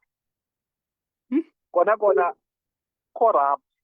Akekho msakazi nalapho kusebenza khona wena apho kweso station awunayo umntanakho. Uqasha umntanakho nomtshanakho in the institution elithishwa nguwe. Irongo kakhulu loo nto le. Isazela nje sisodwa. Okokugqibela ke msasazi. Yes sir. Kwanele traveling and accommodation yasekomani every day. I-corruption eyenziwa nguye because is the one that is approving everything. Is the one that took the matter to the council and presented it for approval. Asayini to speak on behalf of the country. Ungumsebenzi na? Yena implement oba la movement ikhosi. Enkosi kakhulu umsakazi mabaqine lamaqabane. Ungumsebenzi nawe apha kumasipala? Adiba? Ungumsebenzi nawe tata apha kumasipala? Noba uzichaza. Ngumsebenzi. Okay. Ngumsebenzi. Waziyekela? hayi uyagxothwa kumlawuzi ene-2 days esifika Yo, ndio mpunyaka le? 2 days Ndio mpunyaka? ngo-2022 2022. Bambi. Nkosi kakhulu. Nkosi kakhulu. gxotha kwakhe wenza zongo ukuba awumgxotshi umuntu ongachaswanga ekhansile through iprocess ye-ministerial designation ku-section 56 umuntu ku-section 56 i-HODs no-municipal manager abagxothwa that group. Yeah. Meaning the whole thing ayenzayo i-corruption. Wawucela umngeni wena kuloo ndlela yakho wagxothwa ngayo?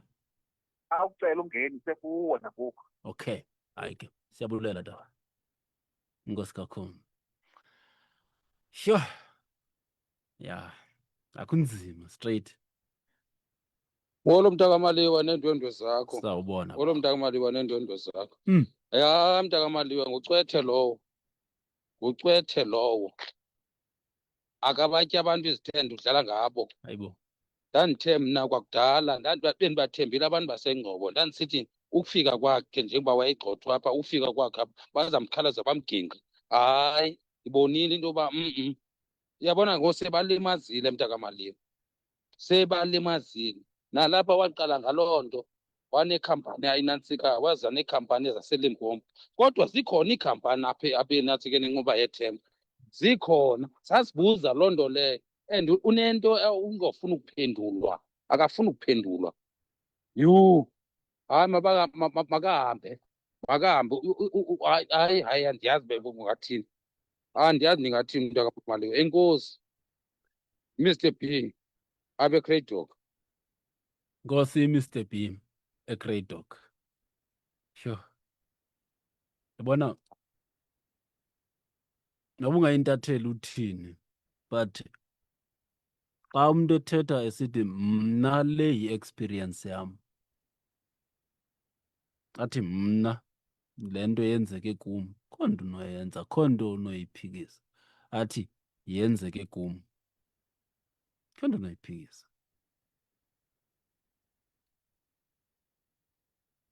Maliwa. But Maliwa. Hey. Inzima into esiphantsi komasipala. Siphantsi kwakhe. Ophethwe uMr Zane ne-management yakhe uMr Mlawutsi. Mna mntakamaliwa ndilapha kuManzane. Ndilapha kuManzane nje. Lapho kuleli khona uDr A.B. Xhuma. Thina kule ndawo sikuyo apha kuManzane ndikhe ndavela kwenye igame ndikuxelela into yoba ngabana sanqatyelwa ngamanzi. Athi amanzi uzabe khona kubekho loo femeli ithe yabe iwelwe lilungu. Lithi elo lungu lawo baliwile kube mhla kuphuma amanzi apha kuManzane. Ilapha silapha kuManzane phantsi koDr A.B. Xhuma. uDr A.B. Xhuma ithuna lakhe lapha kuManzane kodwa ke hayi asiboniswa nto thina. Siboniswa nto asiboni nto ibheka phambili thina. Kwakukhe kwavela i-development yoveza inyawo apha kuManzane. Vela kwayo yaphela kwakwilali yalapha kuManzane eligaqobana ephaa phezulu nayo kuthiwa iGobhoti. Apha koDr A.B. Xhuma akho nto ibheka phambili mntakamlawutsi. Akho nto ibheka phambili. Kodwa ke khona ke amagugu angosityele azityela asinayo ithini. Kuthiwa ohlinze yakhe akabuzwa. Sawuyiphila ke loo meko.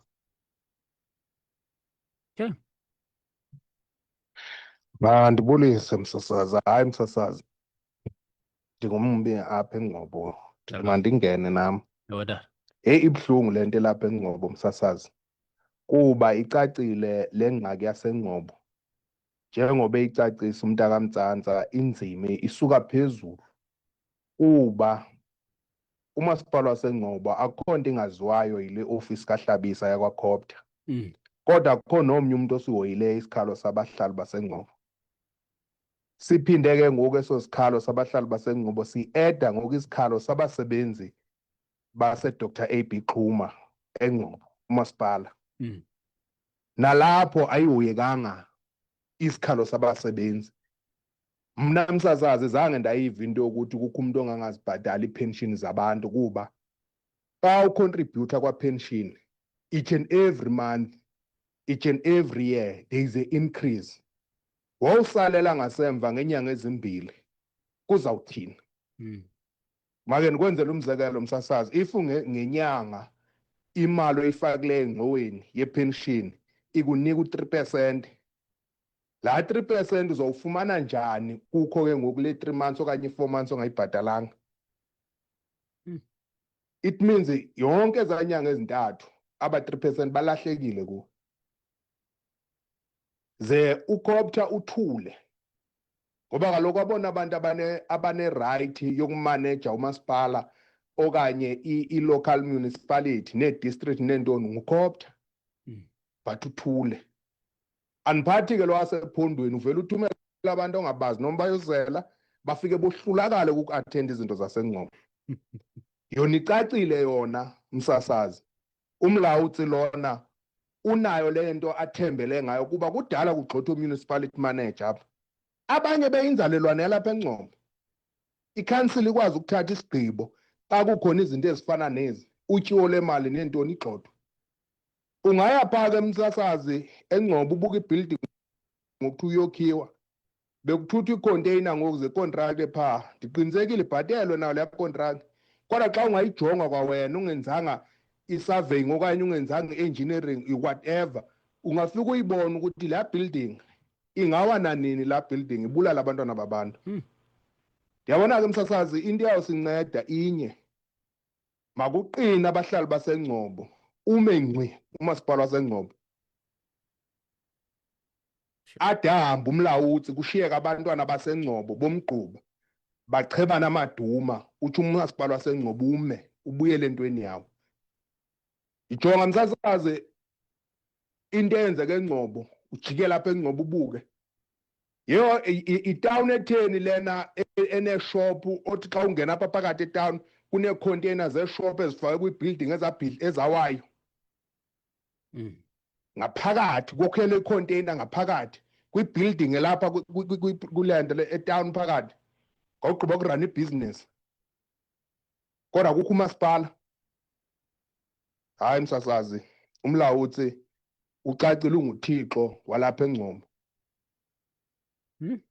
Nanko omnye sibhalela ngapha njengo-Anonymous uthi makahambe umlawutsi. Singabasebenzi sirhola imali abaphathisa ngayo abantwana babo esikolweni.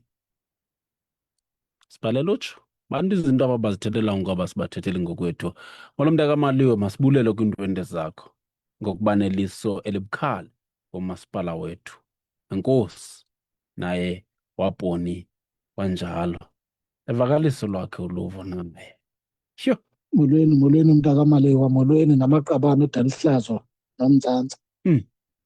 Ukungena nje hayi mawaqine loo maqabane.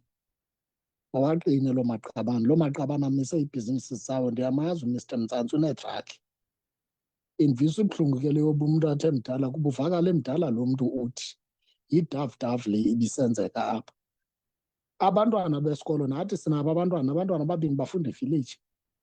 Khange kule toyitoyi ibisikuyo nathi thina abazali siyokhupha abantwana esikolweni. Kungakhange ubekho nento ethi abantwana bazukuya esikolweni. Khange ibe khona loo nto. Into nayo ootitshala uba benze right, uba benze wrong. Kodwa ndicinga uba ibiyindlela ethile yozama ukhusela abantwana. Kuba nakwizitrayikhi ezazikhe zakhona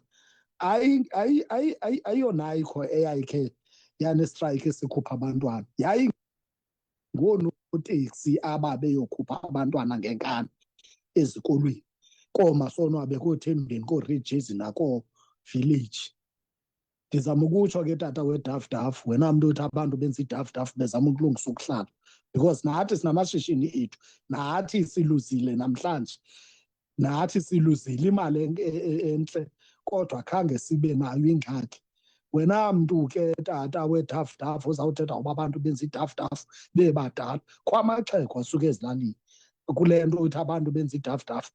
Nayikho abantu abashiya imfuyo yabo neengxaki zabo bezolungisa ukuhlala. Asilungiseleli basebenzi bakwamasipala bodwa apha. Thina abantu abanamashishini sinazo izinto besizibhenefitha before umlawuzi efika, but uthe umlawuzi esawufika akakube khona kanye into esiyibhenefitha, into esesayibona bantu kusekwanikwa retreat roli namarifu nee-reflector and stuff like that, but the rest of izinto thina esizazi into abazifanele ukuphuma azikhange zibe ziyaphuma kule leadership kamlawuzi Mr. Dafdaf. Enkosi tata uMaliwa, ndiyabulela msasazi wam, xolo uba ndiyibeke kakubi. Nkosi tata, siyabulela. 28 phambi kwa-11. Mandiphinde ndivele.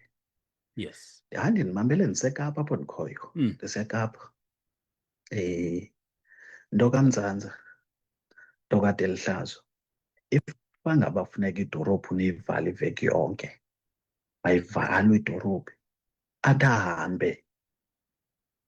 Into kaMlawuzi, makadahambe. Kudala sayiva loo nto, kunazo neetrakhi zakhe phayana ezibuyela impompo. Kudala. Yho, saphila kabuhlungu kanje ngoba. Hayi, makahambe mani. UtaShakes kakini lo eCape Town. Hayi, nanko sibhalela kweli cala. Uthi yabulisa kwezi ntondo zanamhlanje yanga abantu baseNgcobo bangayi-understanda into ebangele ukuba kude kufikelelwe kwezi zigqibo kude kube kubanje namhlanje. Futhi ke ndiyaphinda ndithi iNICO ayiqhubeke ithwalise uxanduva iziphathamandla, ungalindwa elections ingxaki ibe yilapha. NESAM mayiqhubeke komela abasebenzi phaya eKomani X Njokweni. Sibhalela apha kuWhatsApp nayivakalisa uluvo lwakhe kuba liqonga elivukane lenzeleyo nokuze sikwazi ukuthetha ngento zethu. Msasi, ndibuhlungu mani, ndibuhlungu kodwa ndingumhlali walapha eKratokwe. Ndibuhlungu ukumamela iindaba ezifana nezi ereyidweni. Kratokwe sitsala nzima, sesineentsuku singenamanzi, sirayelwa amanzi amdaka ngeetraka, ii-potholes endleleni noba unamoto kodwa ke ubuhlungu ekugqibeleni imoto uyayikhwela. Sendisitsho akho nto yenzekayo. I-worse iproblem yamanzi apha eKratokwe. Andizozichaza igama kodwa ndingumhlali walapha eKratokwe. Amanzi esiwareyelwa ngale traka apha amdaka, wamisa ku-20 litre yamanzi, ubone uba la manzi emveni kweentsuku ngaphantsi anjani. Hayi, impilo ayikho, andifuni uxoka. Kunzima, asiyazi uba sibhekisa phi siyaphi. Hayi, kunzima nyhani, asiyazi noba sibuyele umva kanye siye phi na. Hayi, akho nto ibonakalayo, kunzima. Nkosi tata, nanko sibhalela naye kweli cala uthi msasazi yibhosi lo MM, kodwa ke kukhona ukuzovela noba kunini. Zange ikhansile yalapha eNgcobo moyike kangaka we-MM, kuyakrogrisa. Sibhalele sitsho, ngazichazanga naye igama lakhe. Masithathe lo, sithathe owandulela emva kwakhe, emveni koko siphinde sibuyele kwiintwendo zethu. Makasibulise msasazi. Andizuzifihla mna, ndingumsebenzi phaa kamasipala. Lam igama ndinguKhanyisela kwangena. Ewe tata. Comrade Mzanza noComrade Delihlazo, sibulela kakhulu Maqabane, sibulela kakhulu Maqwathi. Lena into nisenzela yona ingapha ukucinga. Kangoba ingqondo yam ibuyisa ingqondo yasekuseni uComrade Mzanza xa bethetha phaa ereyidweni apha evukana. Eyibeka kakuhle into yobana kuyabonakala apha eNgcobo noko asisenazo iinkokheli ezinothi ke zime kusukela ephondweni uzoma kwidistrict. Andithethi ke ngale ngqusho lapha kulo masipala yabantu abathi bazinto ezithile bengezezizo ngenxa yorhala phaa kubo, because sesikule mess nje sikuyo. Uthatha u-CFO kwenye indawo emoshile eCraigwalk aziswe apha ngabantu abathi bakhokhela, afike apha ajobhe ii-politicians including nee-junior managers ezoyika namhlanje kwezime zithethe zithi le into irongo.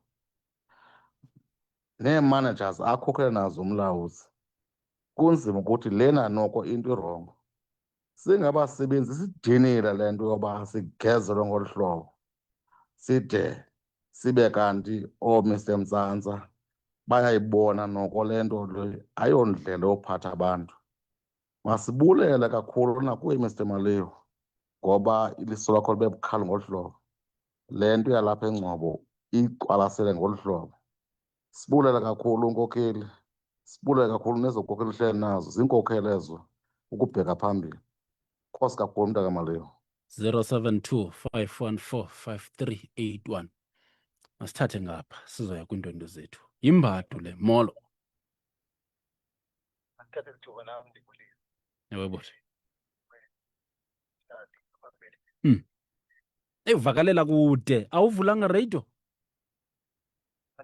Ivale bhuti ungayithothisi uyivale. Yes.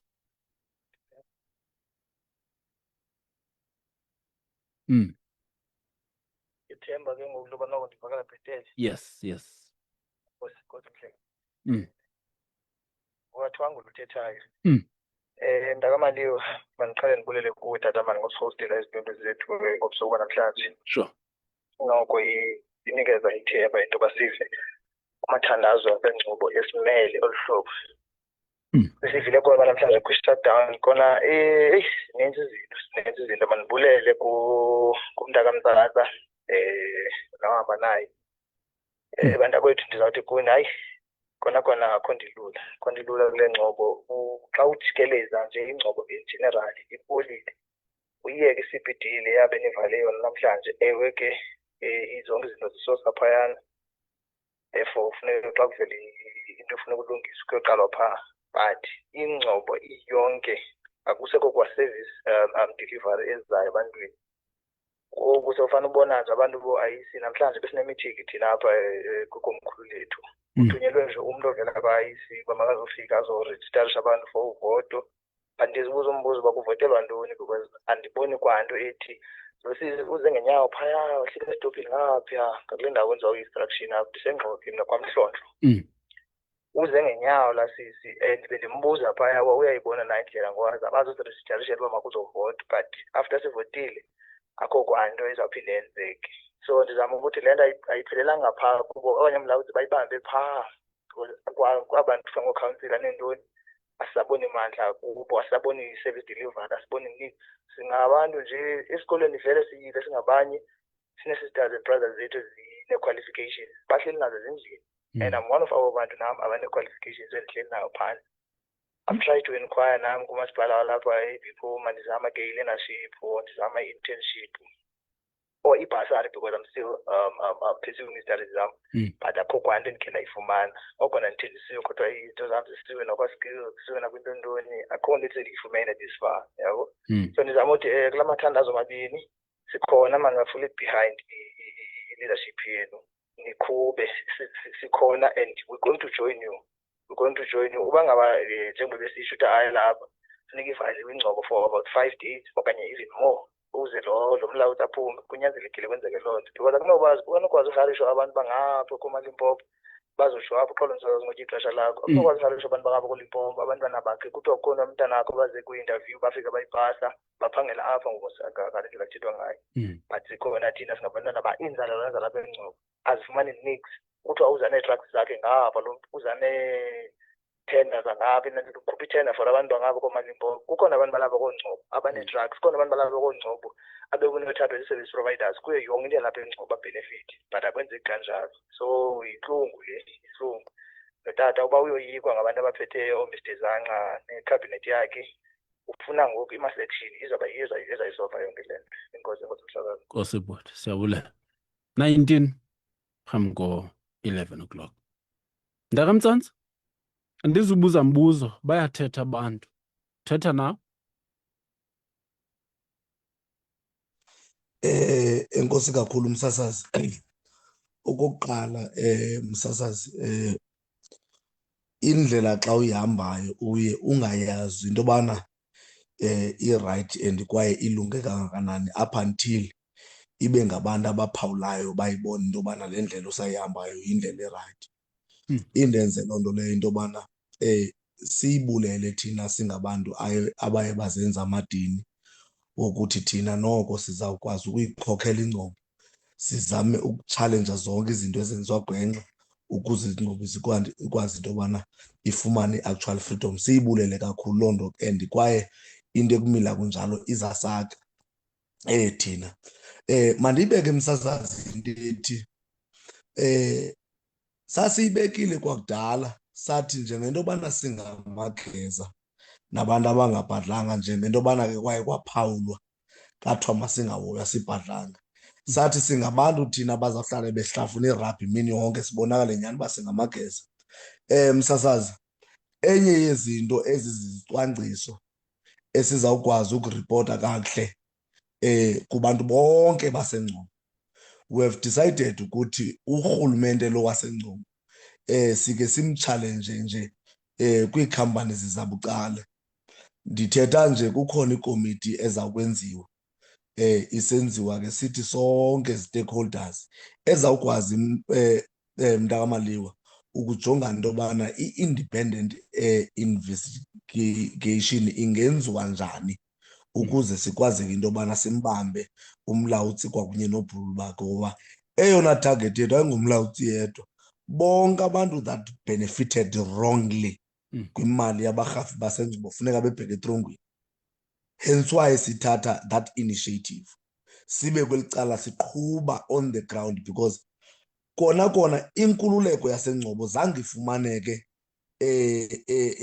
inkululeko yaseSouth Africa ifumaneke kwi-round table with snacks, yayifumaneka emabaleni. Yiyo le nto inkululeko yalapha eNgcobo sizayifumana straight emabaleni, kodwa singazilibelanga ezi nkqubo zothi masisebenze on the ground. Baphandwa aba bantu because bona andifuna uxoka banamandla kakhulu wokubana babe kanti bayasithela bangachaphazeleki kwezi zinto, kodwa kweli game bazayiqonda into yobana aba bantu balibelishe ngoba bangabantu abangabhadlanga bazawuvela ngokuthi le nto bayithethayo inyaniso. Ngoba eyona ntlantla esinayo mntakamaliwa, ezi zinto zonke sizibukela. Yazi into ebuhlungu apho mntakamaliwa, kanti nonke ndikutyhilele, eyona ntlungu embi, ndifuna ukuphinda intlungu embi apha mntakamaliwa, intlungu embi. Uyayazi uba kukho soomashishini abakwi-database aba bazi-SMMEs balapha eNgcobo abasayithethi inyaniso, because oyithethileyo inyaniso uyakhutshwa kuluhlu labantu ababhenefithayo and uyayixelelwa qonqi. Andaba ndivana.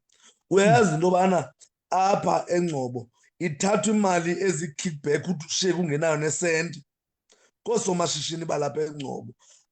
Ungandikhangelela usomashishini walapha eNgcobo okhuliswa yi-tendering system yaseNgcobo ufike ngekho. Kukho 30% wee-SMMEs bekumele buyakhutshwa zezi companies akasakhutshwa mntakamaliwa, because kukho ii-kickbacks ezibheka phi, ezibheke ezinkokhelini. Bathule bathe tyumu, abathetha abathini. Andaba uyandiva mntakamaliwa.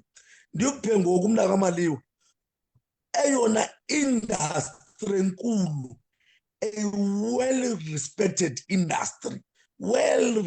industry enkulu, umhlanezolo ikhanda iteksi ibaleka on the gravel road, but inyaniso abayimeli. Uyandivana mntakamaliwa, zinto ezibuhlungu odiba inyaniso abayimeli. Iiteksi zabo zonakala umhlanezolo zibaleka kwi-gravel road, zithutha izikora transport zingabhatala, but inyaniso bamile abayimeli. Zizinto ezibuhlungu esijongene nazo apha eNgcobo, kodwa mntakamaliwa simile sisemandleni ngoba aba bantu bambalwa bayibonayo le nto ngabona bantu basenza into yobana masivuke ngomso siyiqonde mntakamaliwe into yobana sinexanduva lobana masikhokele abantu bakuthi sibase to the right direction njengento yobana saye sadicida xa sasishiywe ngabantu esasihamba nabo obaziyo nawe mntakamaliwe sathi make kuvuswe kuzalwe ngakutsha into eyasengcobo eyingcobo yethu civic organization eyinayiko kubantu basengcobo mandiyibeke inayiko izawucontesta ii-local government elections yaya kwi-local government imaki hayi ke yabona ke isabhokho sakho imbato uzasifumana ke ngoku asikho lapho kaloku ngoku apha silapha kulo mba singawo yabona ngoku sibethisa ngoo-IEC ngoku 072 514 5381 ndakade Lihlazo ayisengabasebenzi qha abaxhalabileyo imeko yaseDr AB Xuma naba nabahlali uyazivela ngena Nkosi msasazi. Kamandi mna msasazi ndikwangumhlali walapha eNgcobo ndiyinzalelwana yalapha njengokubana ndingowapha kwaWard 17. Ayibuhlunganga kum kuphela into eyenzeka ngaphakathi. Ibuhlungu nangaphandle xa ndibona abantu aze bendifundisa bethethwa ngeli hlobo in terms of lack of service delivery. Akho mamanzi, akho ndlela, akho zibhriji. Ndiva kabuhlungu ke ngoku xa ndisiva i-community okanye certain members ze-community zinengqondo ethi le nto yeyabantu abathile okanye le nto yeyabasebenzi okanye le nto yeyabantu abarhalela ubhenefitha. Ndiyiqonde into yokubana abantu basengcobo abanye abakayiqapheli le nto. Kukho umntu obeke wathetha apha esithi oonozitendi bangena ndawo. Oonozitendi njengoba ndilapha kwamasipala basuko bethi imali zabo beleqa ekhoti, beleqa igqwetha, iikhonteyina zabo zithathwe rongo zawudilizwa endaweni zinokutya kwabo. Meaning that nabo bengoonozitendi benjalo bebehlukunyezwa under this leadership ka-Honorable Zangqa, under this leadership kaMlawutsi. Bonke abantu basengcobo, whether ngumhlali, whether ngumsebenzi, whether ngusomashishini, le ngxaki sijongene nayo because umasipala uyi-heart and engine ye-community. Abasebenzi uze babe productive enzele ii-services ziye ebantwini funeka bonwabe emsebenzini, funeka izinto zosebenza babe nazo, funeka bangahlukunyezwa, funeka bangarepleyiswa ngabantu aba-incompetent kuba mhlawumbi kuprektizwa i-nepotism. Yonke into Lihlazo uxolo ngokuqhawula ngendlela enibona ngayo njengeSAMO njengabasebenzi, uSpika uKondile nosodolophu Zangqa ucinga uba banako ukuyisombulula le nto nikhala ngayo xa benawufikelela apho bathi bayayisombulula ngokwendlela enibona ngayo kuba nina ningaphakathi singaphandle thina? Enkosi msasazi, banako ukuyisombulula. Ikhansile inako uyisombulula, ibinoyisombulula nasekuseni. Okay.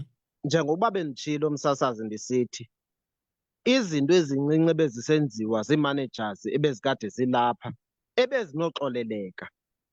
Ikhansile ibikhawuleza ibiza i-special meeting igqothe loo municipal manager. Kodwa lona kwizinto ezinkulu compared to abanye municipal manager bekade bebelapha akho nto abayisolvayo at all. So judging from the past ndiyayazi into yokubana abayisolvi ngamasibom le nto. Sibabhalele nathi singuLabour into yokubana nantsi ingxaki sijongene nayo singabasebenzi, sicela nimsuse u-accounting officer phezu kwemali zethu. Okay, ngesithathe ngapha futhi kuba sele sizozikhulula iindwendwe zethu 072 514 5381. Molweni Kuvukani. Hello mama. Ngumhlali lo apha eNgcobo. Yes. Enkosi tata, ngondilungiselelo tata umdala uthetha ngento enedafudafu. Thina sibuhlungu ezihliziyweni zethu ngabantwana bethu. yena wakhe yena ukhalazela nje into yabantwana esingakhange singene ndawo kuyo. Mr. Mzansi noma Mr. Dlehlazo, enkosi Maqabane, enkosi leaders, niyakhokhela nyani, niqina imiqolo.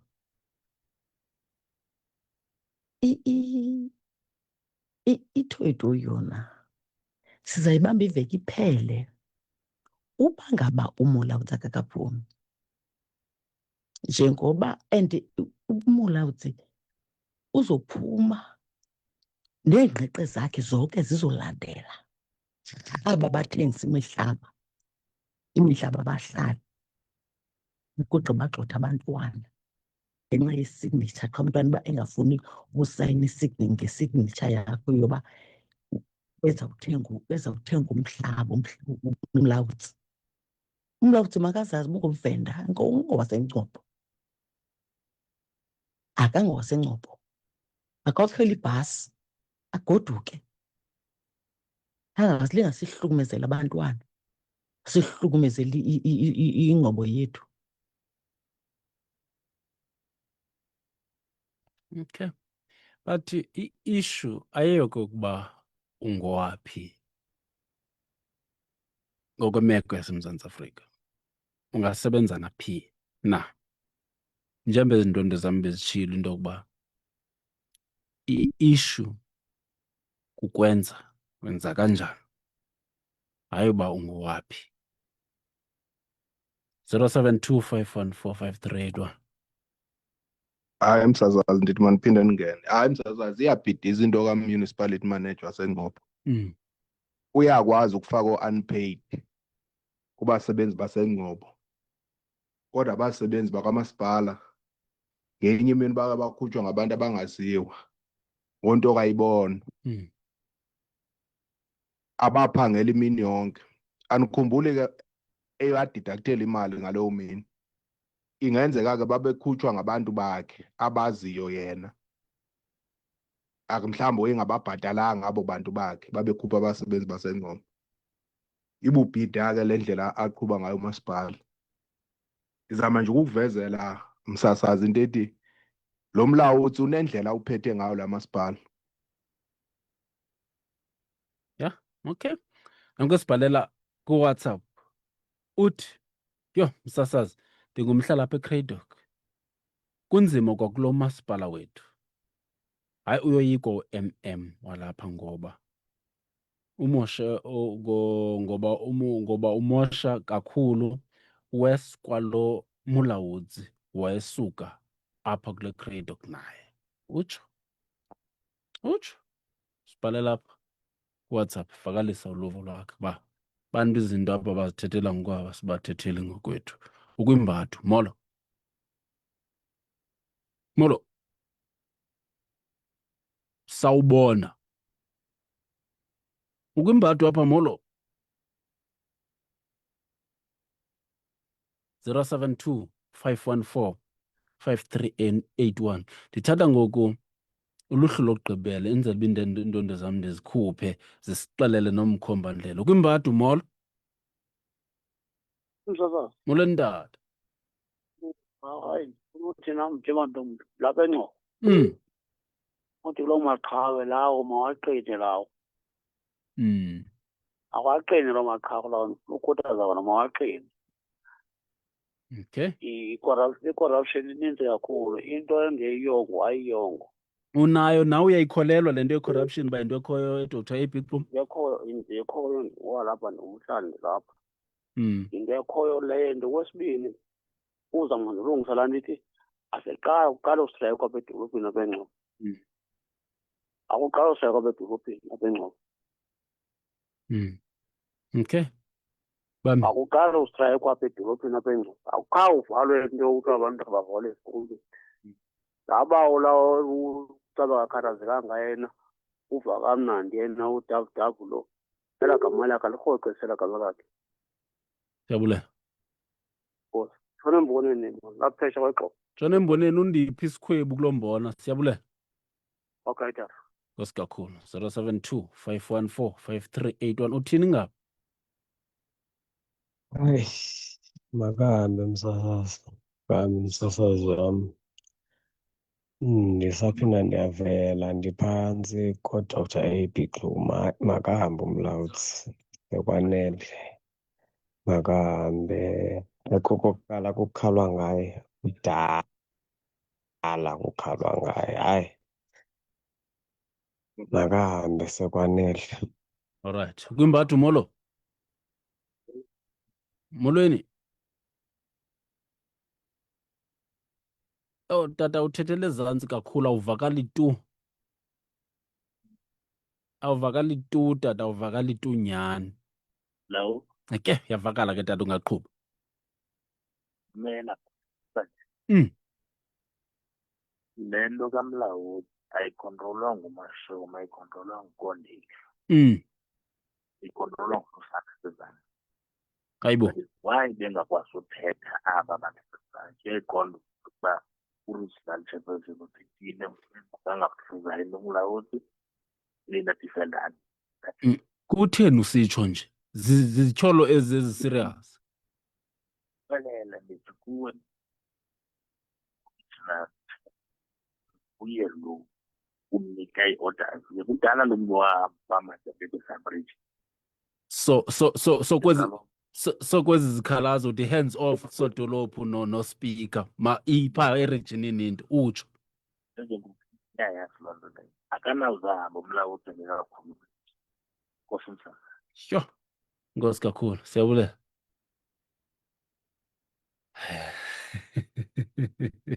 Yho. Hayi. Molweni msasazi, nolilo zakho ndiyabulisa. Ngokugqibela. Apha ebusuku.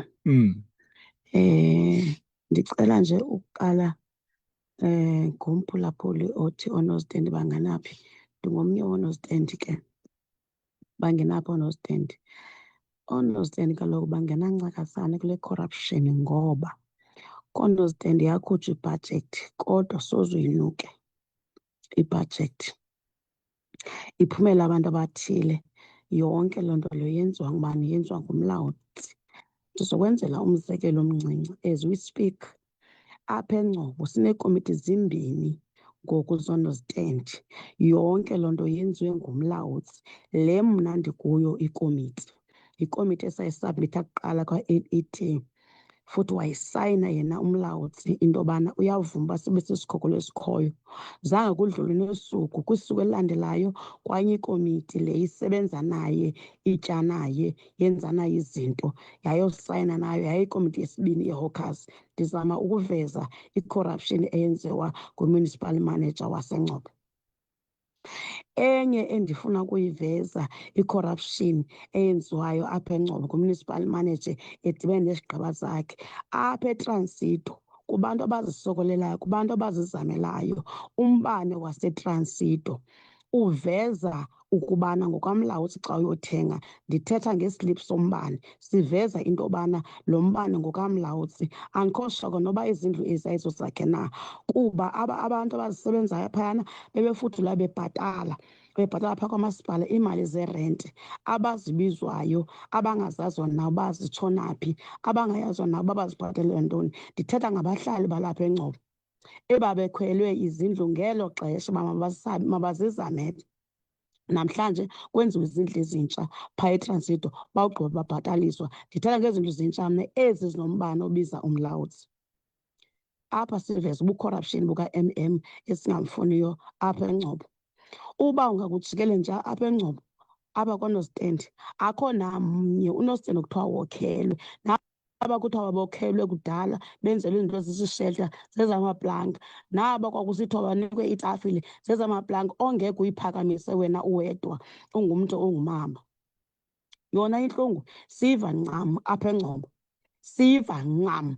Ndiphendula nje eli cala ke ngolimele noba bangenaphi na oonostendi. Le nto ayenzayo akayenzi kubasebenzi bodwa ngaphakathi kodwa uyenza nakwaba bantu basithi bazisokolelayo. Aba bantu bathengisa ama-apile, aba bantu bafundisa ngama-apile akanalo into ekuthiwa lusizi apha ebantwini. Nango ngoko yoqhina koobhuti bethu yobatyela iimali zabo. Okay. Mntakamtsantsa, ipetition nidlulisile namhlanje. Uthini umkhombandlela okusuka kule point ukubheka phambili? Enkosi Ndakamaliwa, okokuqala yes i-petition sidlulisile kumntakazana, kodwa ke i-petition ibingayi kuye yena nje yokusebenzisa isandla sakhe. I-petition siyithumela kuZolile Williams, u-MEC ka-Cooperative Governance and Traditional Affairs. Yes. Ayithatha ayidlulisele yena kuMinister ka-Cooperative Governance and Traditional Affairs, uMntakaHlabisa. So siyidlulisile. Umkhombandlela ke Mntakamaliwa nanku, kona sizawutoyitoya kubuye uYesu Kristu. Asikazi uyeka utoyitoya ibe singekadibani nento ethi umlawutsi umkile ngcobo uthuthe yonke into yakhe. Mahluko ke msasazi ngokubana njengabantu abazinkokheli kwaye aba-responsible asikwazi uriska anymore nge-economy yaseNgcobo that has been affected kakhulu ukusuka kwi-COVID ukuza kwi-total shutdown ebezininzi kulo nyaka uphelileyo. Asikwazi into enebhizinesi ziphakathi nendawo azizuphazamiseka Mntakamaliwa, izinto zizawuba normal. Into ezawukwenzeka thina sizawusuka kwi-starting point sohlala kwamasipala. Umasipala ngoku yena akakwazi uphinda operate yena umasipala. Le nto siyithetha ke Mntakamaliwa siyinyonyobisi yinto esiyaziyo esakwenziwa sithi. Njengoba ubundivile Mntakamaliwa nasekuseni benditshilo ndithi njengento yobana sizawuyenza le nto siyayazi ukuthi ingakhe sijikele kuba kuzobakho into ethi siviolate ii-rights zabanye abantu. Asinangxaki ke nojongana nee-consequences zokubana siviolate iingxaki zabanye abantu. Yona le democracy yaseNgcobo mhlawumbi sayifumana ngalana wethu amaxa. Asina-problem, sondizama uthi ngomso kuyaqhutywa, sizawubetha kubuye uYesu Kristu apha until kuthi umlawutsi umkile eNgcobo. Injalo msasazi. So anifuna uadreswa ngu-MEC athi masithetheni. Into nifuna ukuthi fambile Make ndiyishumele msasazi ndivuye kakuhle le ndawo. One of the reasons sizibaleka i-meeting, aba bafana baye badevelop i-tendency wrong. Xa uhlele emeetingini u-understand xa usithi aba bafana uthetha ukuthini? aba bakhokele kwamasipala, aba bakhokele kwamasipala. Kaloku ngabafana abafana. Hayi ngabafana beke ndabaxela ngenye imini omnye intangam kodwa ufuna ndide ucawa ngamhlonipha kangaka. Ngabo Mntakamaliwa, kodwa ke masiyeke loo ndawo Mntakamaliwa. Ipoint yam is that bane-tendency once uyivumele ukuhlala ezingxoxweni nibe nezivumelwano as i-leadership that okay sininika ixesha elithile, babuye bahambe bayonidenta esithubeni kuthiwa nina the reason ithule nithengiwe. So asifuni kwa-meeting Mntakamaliwa, noba kuthiwa sawuhlala emithingini bona. If ukhokta ngoku angavuka kusasa athi unida more evidence, sithatha ngom-imelela i-evidence simnike i-evidence so that yena abuye athi ndimxuthile lo mntu akasekho, sinikwe loo nto. Naleyo asidinga into eformal, sibizwe ine-meeting sizoadresa uba umkile. As long siyibone ezindabeni bumkile ngu-all is well kuthi, sizawubuyelela sitsho izinto sizibuyisele back to unormal. So izawuba njalo Mntakamaliwa. Ayikho i-meeting ebefikile izolo ukhokta, hayi uyayazi uphume engahoywanga ukhokta wephondo wajula ecaleni ngoba wayohlulakele. Sawuthatha ukaNational sadibanisa nowephondo sisuke ePitoli, bafike bayimanage isituation. Yiyo le the same situation ibaxakile ngoku. So ayikho into abanoba sayenza, hence why sizawubheka esitratweni umhla nezolo bade bayilungise le metha. Yho, Ndakade Luhlaza, uthini kubasebenzi bakho xa sikule point?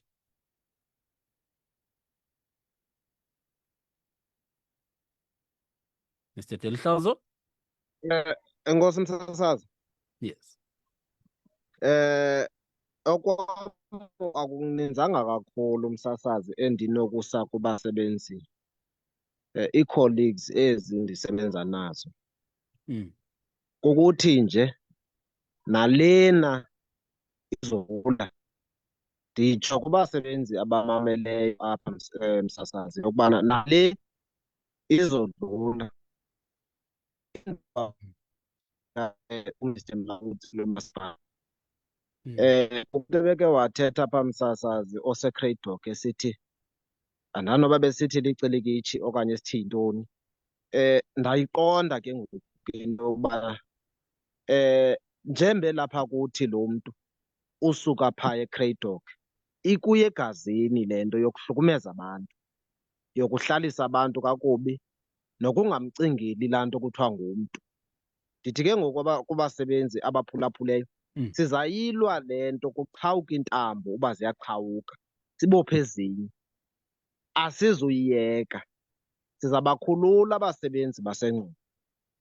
Sibakhulula abasebenzi sibe sincedisana ke nabahlali, ngoba xa kukhululeka abasebenzi funeka kukhululeke nabahlali. Ndithi mabaqine abasebenzi Msasazi bonke jikelele, naba bahleli ngempundu enye berhalela ngaphakathi into yokubana ahambe lo mntu uzohamba. And uba funeke ehambe ngenkani kule ngcobo yethu, kulo masipala wethu, uzohamba ngenkani. Enkosi Msasazi. Nkosi kakhulu. MntakaMtsantsi, tsho zokuvala tata. Enkosi Msasazi, hayi Msasazi, andinako okunintsi endinokuthetha ngoku, sendithethe kakhulu. Kodwa into endinoyithetha kubantu bonke baseNgcobo, ngomso mawaphume ngobuninzi babo ukuze eNgcobo, ukuzolwela amalungelo wabo, ukubheka phambili. Siyabacela abantu baseNgcobo mabake basinike i-full support. Eyithi interest esinayo apha ngaphakathi kuthi kukubona iNgcobo ebhetele ukubheka phambili. Siyanicela mathandazwe, siyanicela.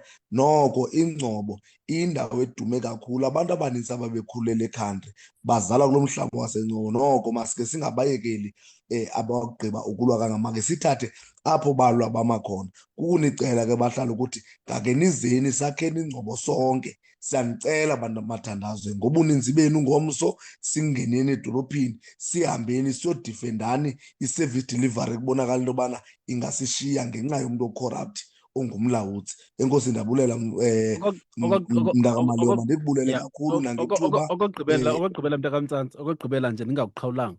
So if ndingumfundi ngoku ndiseNgcobo, ndingalungisa i-uniform yam ndihambe ndiye esikolweni. If ndinguprincipal, singarana isikolo sam, akho nto nizondenza yona noba niqhuba nee-actions zenu. Ukuba ndithuthi abantwana besikolo, istaff, ndingakwazi ukubathatha abantwana ndibabeke esikolweni. Uthini kwabo bantu?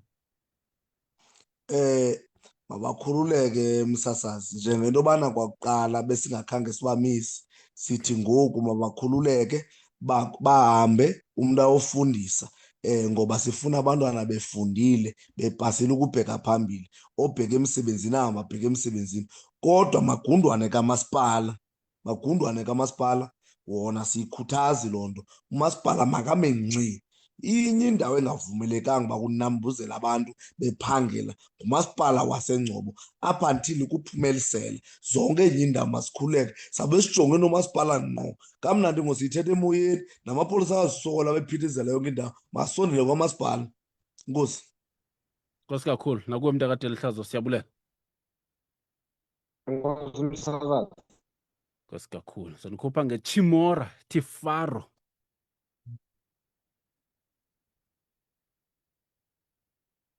Sisukude zidumsi.